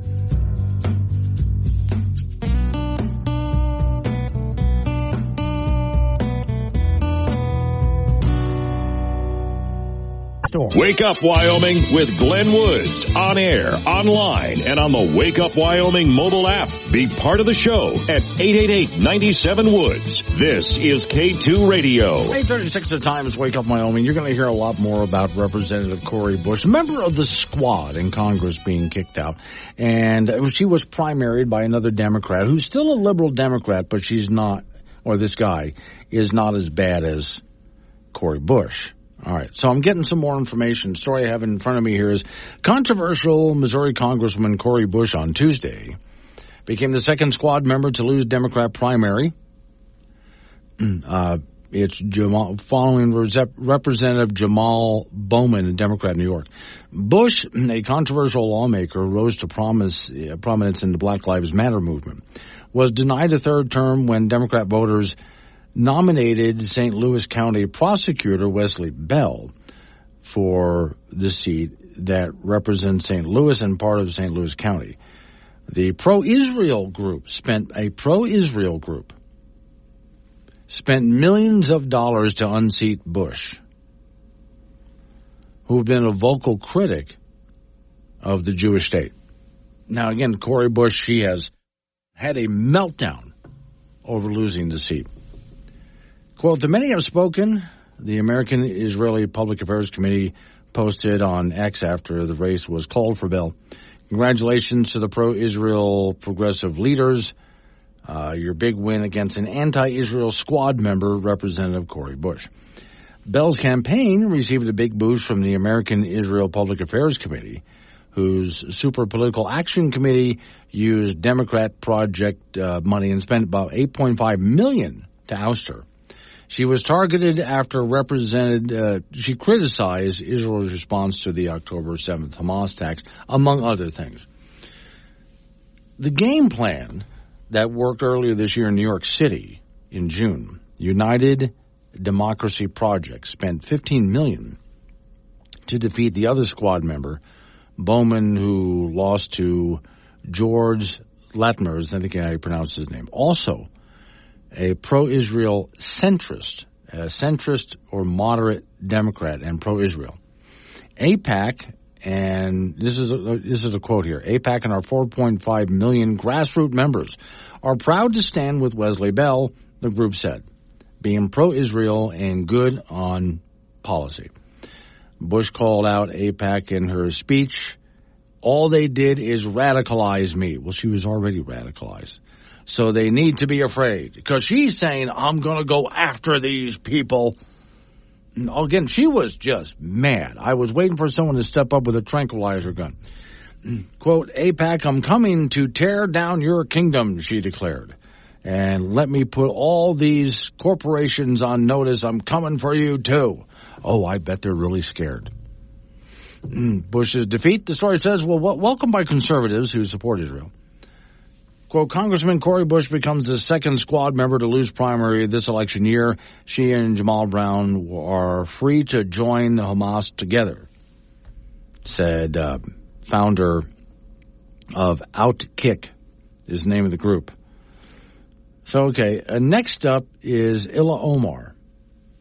They're going after her, who runs the popular, according to the young lady who runs the Libs of TikTok account, she says there's a lot of Democrats going after Ilhan Omar. Representative Matt Gaetz, Republican Florida, an adversary of the squad in Congress, jokingly said, I will miss Cori Bush missing every meeting. So, in other words, she never showed up to the meetings anyway. So I'll miss her missing all those meetings. And some on the left accuse AIPAC and other pro-Israel groups, the story says, of smearing Bush and a multi-million-dollar ad campaign buying the seat, which, of course, has nothing to do with what happened, but okay. Quoting here, AIPAC can gloat about taking another member of the squad, but by the end, they'll be losers. They and their allies spent over $13 million to smear. Okay, you get the idea. So, University of Chicago sociology professor accused the AIPAC group of using racist tropes to defeat Bush, which I don't think they did either. They really just played her words against her, which I've often said is one of the best ways to beat people like this. And you really don't have to do anything more than just show everybody what they're saying. Just play it. One of the ways I think that the Republicans can beat Kamala Harris is, if they're not already doing it, just go back and find what she said in the past and just run commercials playing it. You don't have to go ahead and paint her as a radical. She's painted herself as not a smart woman and a radical. Just play her words. And in the case of the squad, I would bet people, like let's take Ocasio-Cortez, who I think she's already won her primary, if I have that right. Yeah, I think she has. If she was up for election at all, she's in. She's in. But if somebody were to primary her, I think one of the best things to do is just go ahead and grab all of those really embarrassing cuts of her and just play it. And then whoever's running against her, just put up and vote for me instead. That's all they really have to do. And the more they do that, the worse she looks. Let her run against herself. Let Ocasio-Cortez run against herself, which is what happened in this case. Cori Bush defeated herself. All they did was they just ran her own words against her. There you go. That's all you have to do. Now, that doesn't mean that the people who are replacing these two squad members are conservatives. They are certainly not. These are liberal Democrats. This was only the primary. That's all that was. That was just the primary. We still have the general election to go. They will probably, both Democrats will be in office because these are heavily Democrat districts. There's no way a conservative is going to win it. Hi, I'm Gil Fulbright. The people who run my campaign, they've made this commercial, and I'm in it. This campaign, it's not about me. It's about crafting a version of me that'll appeal to you. A version that visits random work sites with paid actors pointing at things. A version of me that doesn't find old people loathsome or pointless. Has a conventionally attractive yet curiously still family. Listening to my constituents, legislating, these are things I don't do. What I do is spend about 70% of my time raising funds for re-election. I'd do anything to stay in office. My name's Gil Fulbright, but hell, I'll change my name to Phil Goldbright or Bill Fulbright or fill up my mouth with farts. These are the things that are important to me. And these are the fine people that finance my campaign. Now, in order to do these things, I have to stay in office. And to stay in office, I have to keep these guys happy. Now, if any of these things make these guys unhappy, well, my hands are tied. So come November, the choice is clear. Do you want another spineless mouthpiece for special interest in lobbyists? Or a spineless mouthpiece for special interest in lobbyists? I'm Philip a mouth with farts, and I approve this message. Hi, I'm Gil Fulbright, and I approve of whatever it is my wife is about to read off of this teleprompter. Hi, I'm a politician's wife delivering a focus group message from what looks like the cover of Architectural Digest. I'm not behind a podium or out speaking with real people because as a prop, I'm best positioned in the home where I can conform to gender norms and exhibit aspirational family values. My practice smile should tell you all's well with the Fulbright house, while my lifeless eyes betray my disgust with my husband's backroom dealings with shady political cohorts. People ask me all the time, what's it like to be a politician's wife? Well, it's a privilege to be a part of the soul-eating circus known as the political machine. That is, once you've given up your dreams of doing something meaningful or worthwhile. So, probably what it feels like to be a voter. Crushed it. Crushed the tier, dude. Did you see that? Oh, my God. The thing that I miss the most about living in Denver is the fact that you can have a Target, a dispensary, and a strip club, and a Chick-fil-A all in the same parking lot. I'm gonna pretend like that didn't happen, and everything will be A-okay. Well, that image is going to stick with you all day. Want to talk to Glenn? Call 888-97-WOODS or chat him on the Wake Up Wyoming mobile app. This is AM 1030 K2 Radio. Coming up on 8:49 here, off to the icebox we go, where Frank Gambino is waving by. You know, Glenn, I was actually taken aback by all your sailing knowledge. Well, think about where I grew up. Yeah. Were you like the Commodore of the club? No. Now, my father... Do you have a sailing hat? Wait, let's back up a little bit. I was originally born in New Jersey, right? Now, we moved down to Florida when I was 5. Okay. My father raced in regattas. Oh, okay. And it was a sailboat called a duster. Now, a duster, the bow does not come to a point. Instead, it kind of bends up and is flat, but it bends up out of the water, right? Yeah. It's a rather long boat, although one person, and it has a really oversized sail. And my father he sailed a wooden one for a while, then he built his own out of fiberglass. And he has had you would not believe how many trophies. I mean, the guy was good. And then we moved to Florida. Now, I'm living on islands, right? Mm-hmm. So boating. Motorboats, sailboats, and I learned how to sail all sorts of different kinds of sailboats. So I grew up around sailboats with a father who was a multi-trophy winning regatta kind of guy.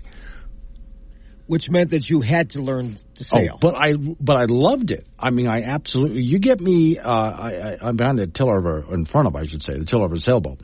And wow, I'm just having the best time. Because it's not just, hey, the wind blows and you go. If you know what you're doing, you don't have any currents in Wyoming waters, it's lakes. Mm-hmm. Between the current under the water, what are the waves doing on top? What's the air doing? And then you figure out how to get the most speed out of it and then land where you wanted to land on that island out there. There's a lot to it, Frank. You're a mariner.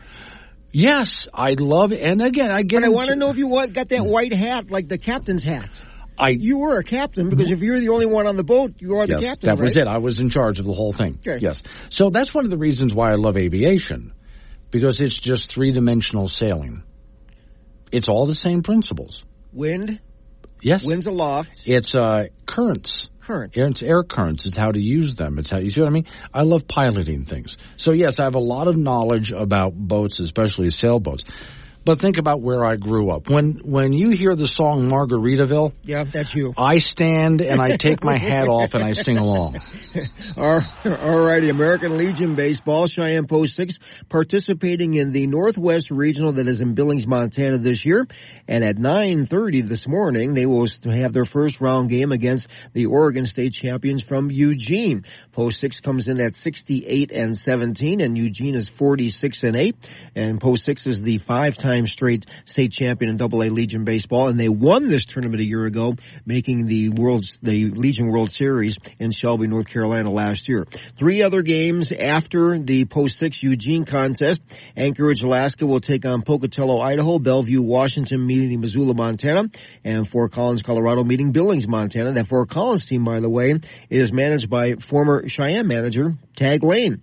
Major League Baseball, the Colorado Rockies will take on the New York Mets again tonight at Coors Field in Denver. Yesterday, the Rockies beat the Mets 6-3 to get to 42-72. 3 runs in the 4th inning for the Rocks, thanks to a home run from Jake Cave. For the Mets, Cheyenne native and Brandon Nimmo, the Mets starting left fielder, went 2 for 4 with an RBI.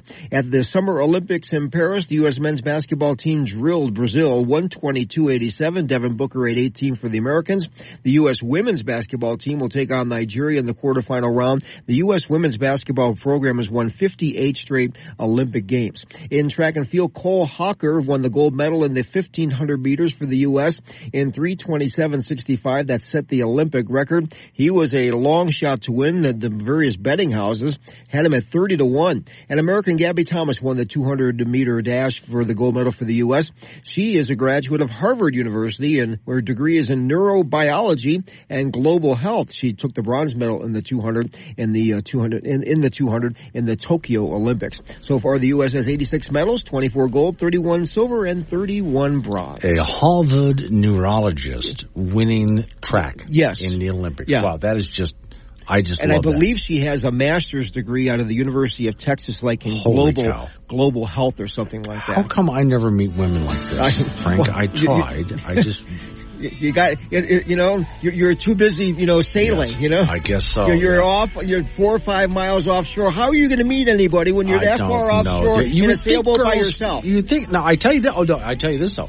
When I was a teenager, I used to sail up to the lighthouse, park my boat there at the lighthouse, Little Sunfish, and wait for the bikinis to come up and ask me to take them for a ride. Which you did. Which I happily did, Frank. Come over to my studio. Let me show you something about that, all right? Okay. All right. Coming up on News Time. Wake Up Wyoming.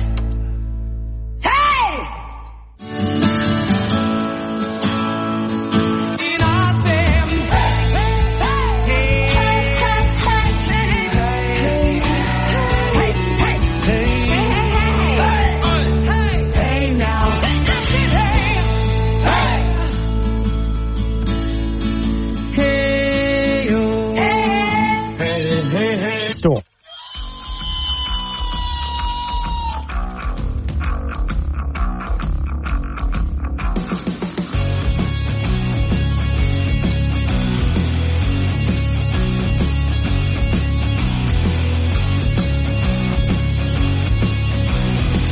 Six at the time. It's Wake Up Wyoming. Okay, so it is open phones. You can interrupt me if you have to. I'm going to switch topics here. Something completely different. I'm going to talk about the fires that have been going on in Wyoming. I got a slightly different take on it, but if you want to go back to some other topic, that's fine by me. Today's show is sponsored by Pre-Stained Carpet. Never worry about stains again. Now available in My Dog Got Into My Taco Bell. And if you want blood stains, we won't ask any questions. Warning, this show contains reference to guns, liberty, limited government, low taxation, the cult of climate change, free thinking, cigar smoking, short people, rubber chickens, Karen's bureaucracy, liberal buzzwords, tour runs, traffic, toilets, terrible jokes, and more. No apologies will be issued. Guest callers may express any opinion they want without fear of being canceled. Unless you're a loudmouth jerk like Dave, then Glenn will hang up on you. Strap in, hold on to your coffee, and feel free to participate. This disclaimer does not refer to every person named Dave. Just one particular Dave from San Francisco. We know a lot of Daves. They call this show all the time, and they're great people. So don't call this program and complain that we use your name. That would be a real Dave move, Dave. Okay, so we've had some firefighters, Goshen County. Everybody feels for you guys, especially because you had been hit pretty hard out there. And then there's some other counties in Wyoming that have had some fires pop up. Some are still burning. Good news is when the weather changes overnight into tomorrow and weekend. Quite a few showers, cooler temperatures, really cool temperatures, and some showers move into the area, and that'll help out a whole lot putting out those fires. Now, whenever we get into fire season, I always like to remind people, first off, just like any other season, a hurricane season, this one has been very mild so far. We've only had a couple of storms. There's been very mild hurricane season so far. But hurricane season happens every year, and we always have hurricanes. We're not having more fires or floods or droughts, or we're not having more hurricanes or tornadoes. Really, in some cases, we're having less of some of these things, despite what the cult of climate change says. But also, we got to realize it's a natural part. The tropics need to relieve heat that naturally builds up.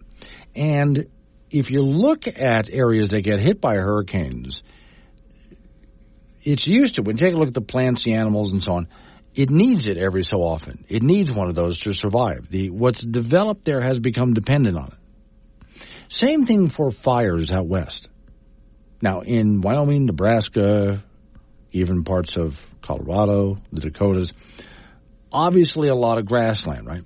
Big prairies. And fires since the last ice age have become really a common thing. In fact, the first peoples that came down into the Americas sometimes would intentionally light fires because they realized the good that it did. Even before the first white man showed up here in North America, the American Indians would occasionally light fires out here because they understand the good that it would do. So there's a lot of good things that happen. So I wrote an article this morning.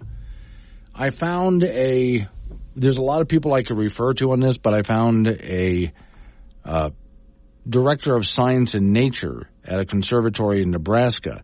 Chris Heltzer's his name. That, along with Illinois Institute Extension and several other places where I put some videos up there that talk about the benefits of wildfires. We don't like to see it because, look, you people are trying to graze livestock that just took away some grazing land for a season or a couple of seasons maybe. And, of course, you have to worry about your livestock being burnt up in the fire. You also have to worry about buildings. I mean, there's barns, there's outbuildings, there's houses that could be lost. So nobody wants to lose those things. And we certainly don't want to deal with the smoke. But let's take a look at the good that fires do for our area. First off, there's a lot of invasive species that have moved in. There's a lot of ranchers in this part of the country that will intentionally light some fires. And they build a backfire with it to make sure it goes out faster. But they're trying to get rid of invasive species, and this is a great way to do it. Because the invasive species are not used to living in a fire area. They will take up all sorts of land out there with stuff that their livestock can't eat, other animals can't eat it either. They do a lot of harm to what should be naturally out there. So to go ahead and set a fire, well, things that are used to being in the prairies grow a root system that you can go ahead and burn off the top, but the root system's fine, and it'll come back just fine. So that's one way to get rid of invasive species. Also, dead stuff. As I'm reading into this, I'm finding, and I hadn't thought about this before, there's a lot of dead stuff out there in the prairies. And it's just laying there taking up space. Or it was a live plant that now is dead and is just taking up space. Well, we could use live plants there. That's not good. Fire comes through and burns out the dead stuff. That's good. Clears the space for living things. But then it also releases all sorts of things. Okay, so this gentleman writes, fire exposes the soil beneath. Sunlight hitting that soil can increase micro root activity, making nutrients more available to the plants, triggering seed germination among some species. Fire releases nitrogen from dead vegetation. It sends some of it into the air and some of it into the ground. Fire releases vital, this is important, CO2.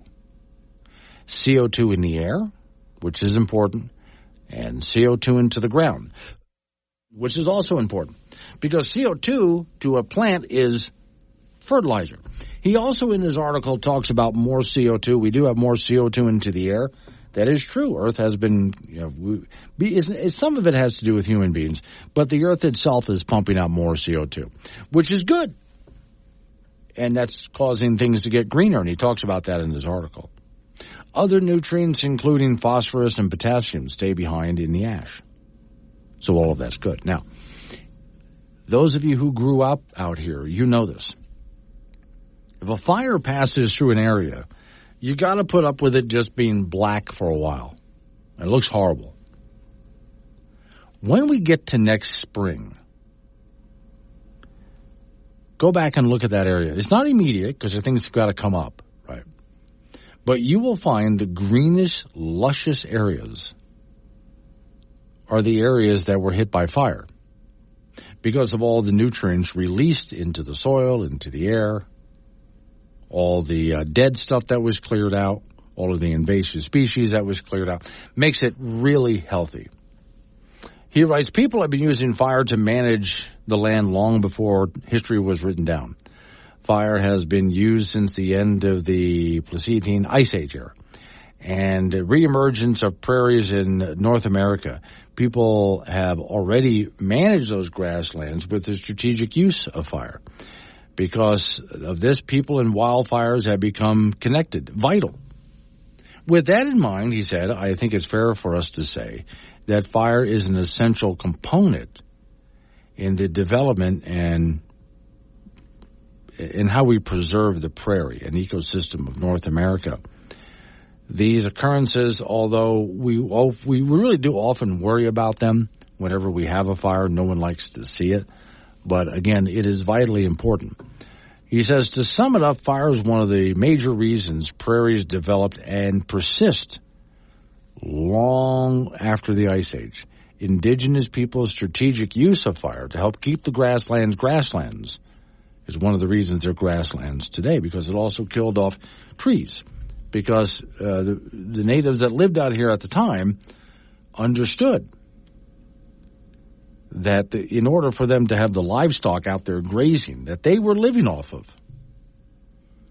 they needed fire to keep it that way. So, yeah, it's been rough for some people. But I keep mentioning Goshen County. I know there's other places. Campbell County I know there's other fires out there, too. And also to the western part of Wyoming and in some other states. Montana's been hit kind of bad. In the long run, it's a good thing. Let's Wake Up Wyoming. If it's happening in Wyoming, it's on Wake Up Wyoming with Glenn Woods from K2 Radio. Join the conversation at 888-97-WOODS. The situation with your family and manage the disease together. If you or your family are noticing changes, it could be Alzheimer's. Talk about seeing a doctor together. Visit alz.org/time to talk. A message from the Alzheimer's Association and the Ad Council.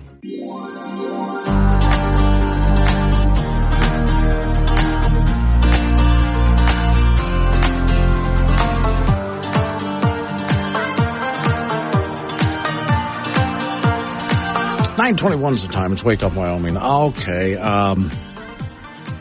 Hillary Clinton's back in the news. Don't worry, she's not running for president or anything like that, but Hillary's back in the news. UK Telegraph has reported that Hillary Clinton-run group funds Just Stop Oil and Extinction Rebellion with $500,000. Climate groups funded to vandalize Stonehenge and Van Gogh paintings and disrupt traffic. Now, I'll tell you why I think it's good that they do that in just a minute, but hang on. UK Telegraph, a group funded by Mrs. Clinton from the ashes of her failed presidential bid, has donated $500,000 in the last couple of years to a group of California-based financiers. Just Stop Oil's largest financial backer is a controversial California nonprofit, the Climate Emergency Fund, which pays for stunts by environmental groups across the world, including Extinction Rebellion. A paper trail of transparency and disclosures sent out by the Telegraph shows that one of their major supporters is Onward Together, a campaign founded by Mrs. Clinton in the aftermath of her 2016 presidential campaign against Trump. Onward Together gave $300,000 in 2021 and $200,000 in 2022. The money donated by her group was placed into a fund that would be used for Just Stop Oil protests in the UK. So, this group was established in 2019 by the granddaughter of an oil tycoon, believe it or not, J. Paul Getty, and campaigns for governments to adopt what they call climate-friendly policies, which, as you know, are not climate-friendly at all. And is backed by several Hollywood celebrities, including Jeremy Strong, the Succession star, who sits on the board. And other major donors, other than Mrs. Clinton, include a fund run by Susie Tompkins Buell, co-founder of North Face clothing brand, which is a shame because I used to love North Face clothing until I found out they were doing this kind of stuff, and I would never mind.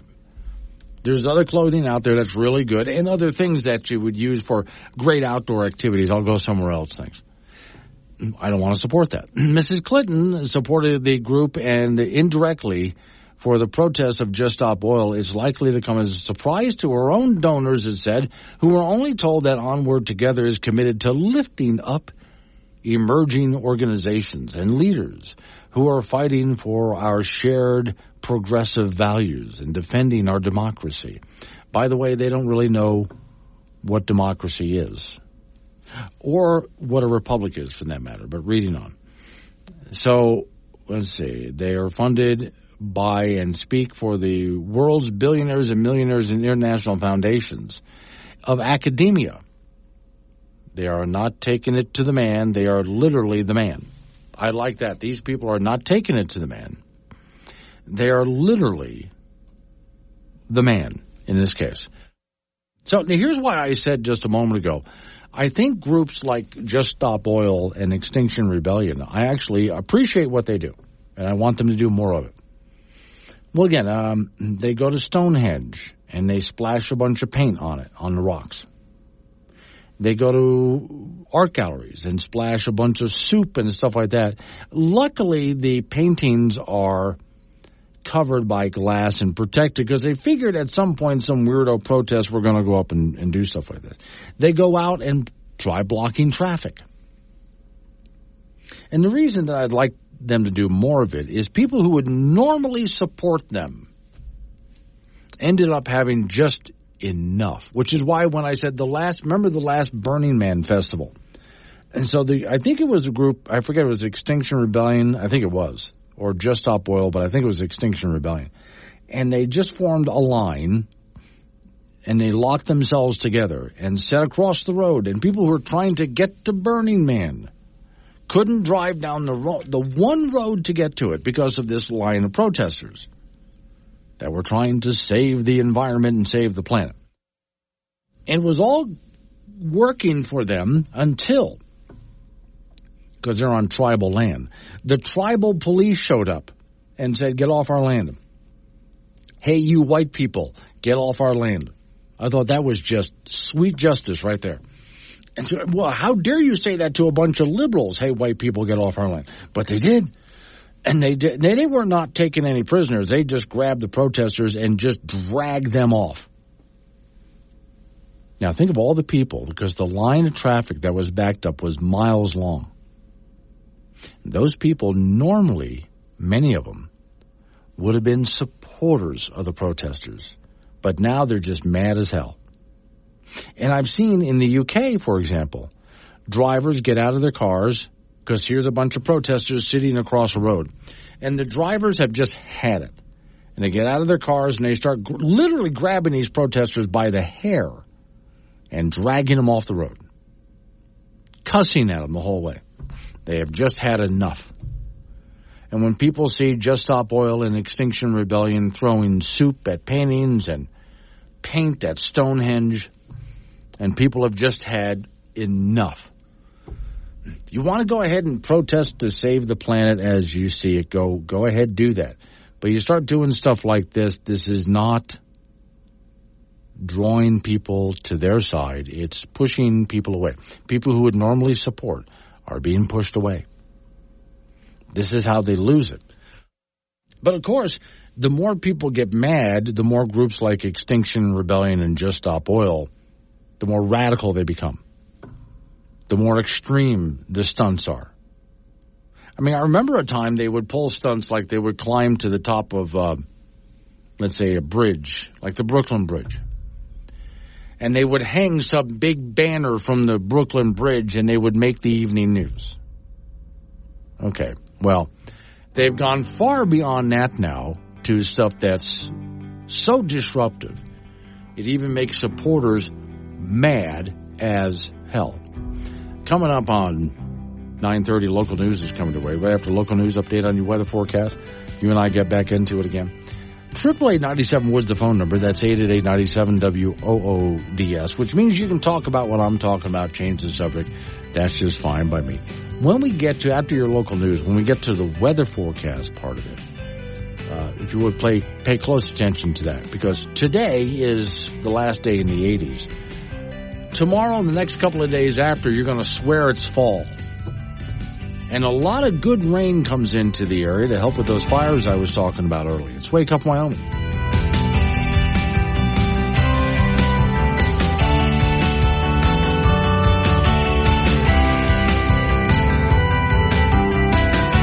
Store. He's talking to himself in a padded room, and you could be the voice in his head. Join the conversation on Wake Up Wyoming, 866-97-WOODS. 9:36 the time. It's Wake Up Wyoming. All right, I just went over to the website of the Babylon Bee, and I thought this was pretty good here. So the Democrat vice presidential pick, which of course is Governor Tim Walz, revealed the first 10 things he would do in office, according to the Babylon Bee. Number 1, purchase cackle-canceling headphones. Yeah, to use while he's meeting with Kamala Harris, because with all of the laughing and cackling that she does, really that would drive him to the point of insanity. So it's cackle-canceling headphones, first thing. 2, authorize Minnesota to annex Michigan, Wisconsin, and Ohio. May the state with the best potluck win. Also, I wonder if he's going to finish letting his capital city in Minnesota just burn down. Well, he was during the riots of 2010. He wanted to defund the police and did not call in the National Guard and just let the city burn. So, okay. Let's see. Mandates tampons in every men's restroom for the nation like it did in his state. Let's see. Change the U.S. flag to look more like the Somalian flag. It'll be just like Home Sweet Home in Minneapolis. And burn down the White House for racial justice. Sure, why not? I mean, he let his capital city there in Minnesota burn down. Why not just go ahead and burn down the Capitol? Wouldn't be the first time. Especially the White House. Wouldn't be the first time. And then let's see. Fire all cops. At least that's utopia. But, of course, he would keep the Secret Service around him because he's allowed to have Secret Service protection, but you're not allowed to carry a gun. And people like him can have all the protection they want around him. They do this all the time. They will order security, armed security, to protect them and protect their homes while they sleep at night. But you can't keep a gun in your house to do the same thing. Invoke the 25th Amendment against Kamala Harris. That's an obvious one. As vice president, he had hide his wife from the first gentleman. You never know where that creep might be lurking. Number 9, he would authorize the installation of loudspeakers to broadcast the Muslim call to prayer in Washington, D.C. If Sharia law works so well in Minneapolis, why not do it for the rest of the country? And finally, seize the means of production, but in a folksy, down-to-earth kind of way. Because once again, he is a socialist. So the idea of capitalism would be abhorrent to a guy like this. How dare you have a free market? We need to be more like Venezuela. So seize the meaning of production in a folksy, down-to-earth kind of way that, you would like. how very Midwestern of them. Workers of the world get together sometime or something like that. Let's see. Note, satire. Experts suggest minimum of 3 days of food to fall back on emergencies, but many short-term emergencies last much longer than 3 days. Okay, I got to read this one. They have a satire about saving money on all those food supplies you buy just in case of an apocalypse. But okay, that was Tim Waltz revealing the first 10 things he would do in office according to the Babylon Bee. And as I look at him and I look at Harris, I realize why Bernie Sanders loves both these and think that this is just a wonderful ticket. And Bernie would have loved to have been the guy leading this ticket in this case. Too old, though. Tess is in Wheatland. Morning, Tess. Why not paint the White House black for racial justice? Well, actually, Tess, if you think about it, when Obama was president, they put up a bunch of lights on the White House to make the White House a rainbow instead of just allowing it to be the White House. So, and things like this have been done before. Sure, why not? But why not just burn down the White House for social justice? The White House has been burned down before. So why not just go ahead and do it again? And if you think about it, the last time White House was burned down, I know the British did it. I don't think it happened during the Civil War, did it? Okay. But I think the last time is when the British burned down the White House. I think that was the War of 1812 that happened, right? Okay. Well, you guys correct me if I'm wrong about that, but I think that's the last time it was done. Now, what I'm expecting to see this. If Trump wins this election, do you remember what it was like in Washington, D.C. the first time Trump won? Yeah, the protests in the streets, the outrage, that woman on her knees when he was being sworn into office going, no, which has become a meme all over the place. I expect to see something exactly like that. If the Democrats win, we have President Harris, then I expect the conservatives to go home and start looking and counting up how much they have for food rations and double counting their ammunition because they fully expect that they're going to have to hunker down for the next 4 years to make it through all of this. Those who have not dug bunkers yet will start digging bunkers, either way. So no one's going to be happy with this election. I have looked at third-party candidates, and they're even worse. Trust me. Coming up on 9:43, Wake Up. You asked for an expert. We didn't have the budget for that. Wake Up Wyoming with Glenn Woods. Weekdays 6 to 10 a.m. and 24/7 on the Wake Up Wyoming app. I'm so happy to be here. Yeah. I'm just happy to be here. Still I know the world's on fire, the situation's dire. A lot of work and courage gonna be required, but I'm just happy. 9:48's the time. Off we go to the icebox where Frank Gambino is waiting by. Frank, I was just double checking the Florida Man headlines. There's more, huh? Oh, there's always more. This is a pickup truck. It's a patrol truck in Florida. It is painted in the exact colors of a highway patrol truck. Okay. But it says Booty Patrol. Booty Patrol. Yes. Okay. Anyway, he's been arrested. On the East Coast and West Coast. Yes. And he's been arrested for something and is facing charges. So he's pulling people over? I guess. Or something? Well, if he's patrolling for them, you figure that's what the bed of the truck must be for, the booties. I don't know how this works. Okay. Florida woman calls for Sugar Daddy Appreciation Day at a planning and board meeting at City Hall. Sugar Daddy Appreciation Day. Sure. Isn't every day for them? I would think so, yeah. But she wants it on the calendar. Oh, do we all have to celebrate it? No, I guess it's just people. Just cougars have to celebrate. Yeah, I guess so. That's probably it. Florida man says high-speed police chase felt like Grand Theft Auto video game. He was very excited for it. Oh. Video games come to life, you know? Yes, okay. Let's see.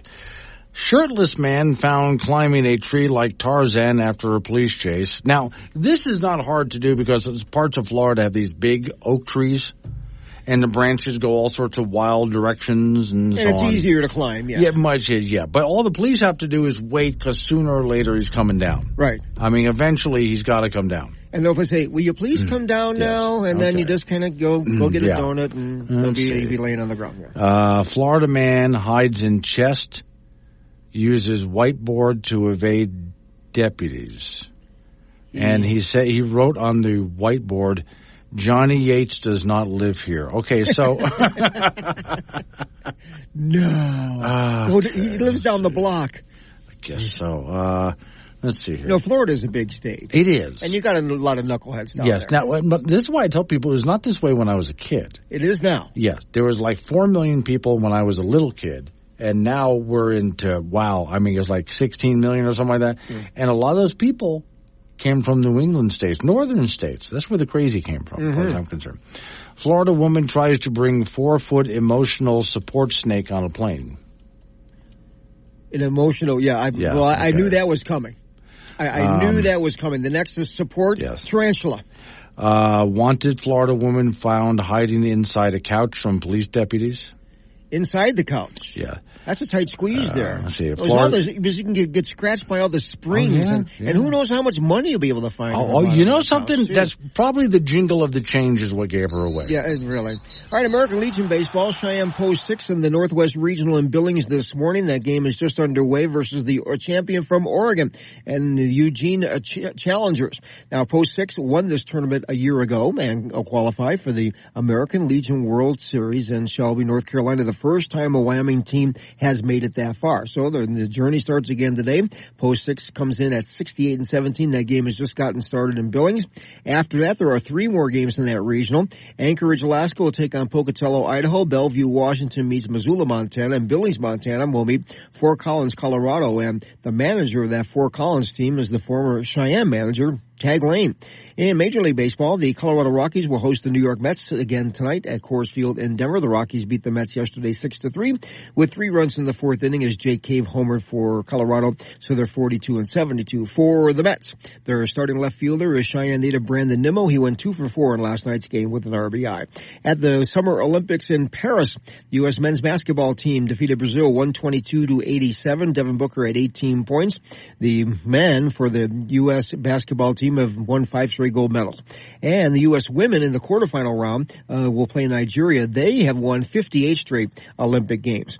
Cole Hocker in the men's track and field, a 30-1 long shot, won the men's 1500 and the gold medal with an Olympic record time, 3:27.65. Gabby Thomas, who is a Harvard University graduate and with a degree in neurobiology and global health, won the 200-meter dash, and that gold medal that goes with it. She took the bronze medal in the Tokyo Olympics. Today on the docket, sailing, weightlifting, cycling, track, basketball, Greco-Roman wrestling, boxing, and Taekwondo. Among other things. Among other things. Here's the nice thing about the way besides officially you can watch the Olympics on television, but with today's modern technology, you can go anywhere you want to go to watch. What event do you want? Yeah, it's on there. And NBC used to have like a blue channel, a red channel, and a white channel. So you just kind of just watch whatever you wanted. Now they spread that out with different networks and stuff. You can watch anything, anywhere. That's right. Well, there's always multiple events going on. Yeah. So rather than sitting there wondering, when is it going to come on so I can watch? When you want.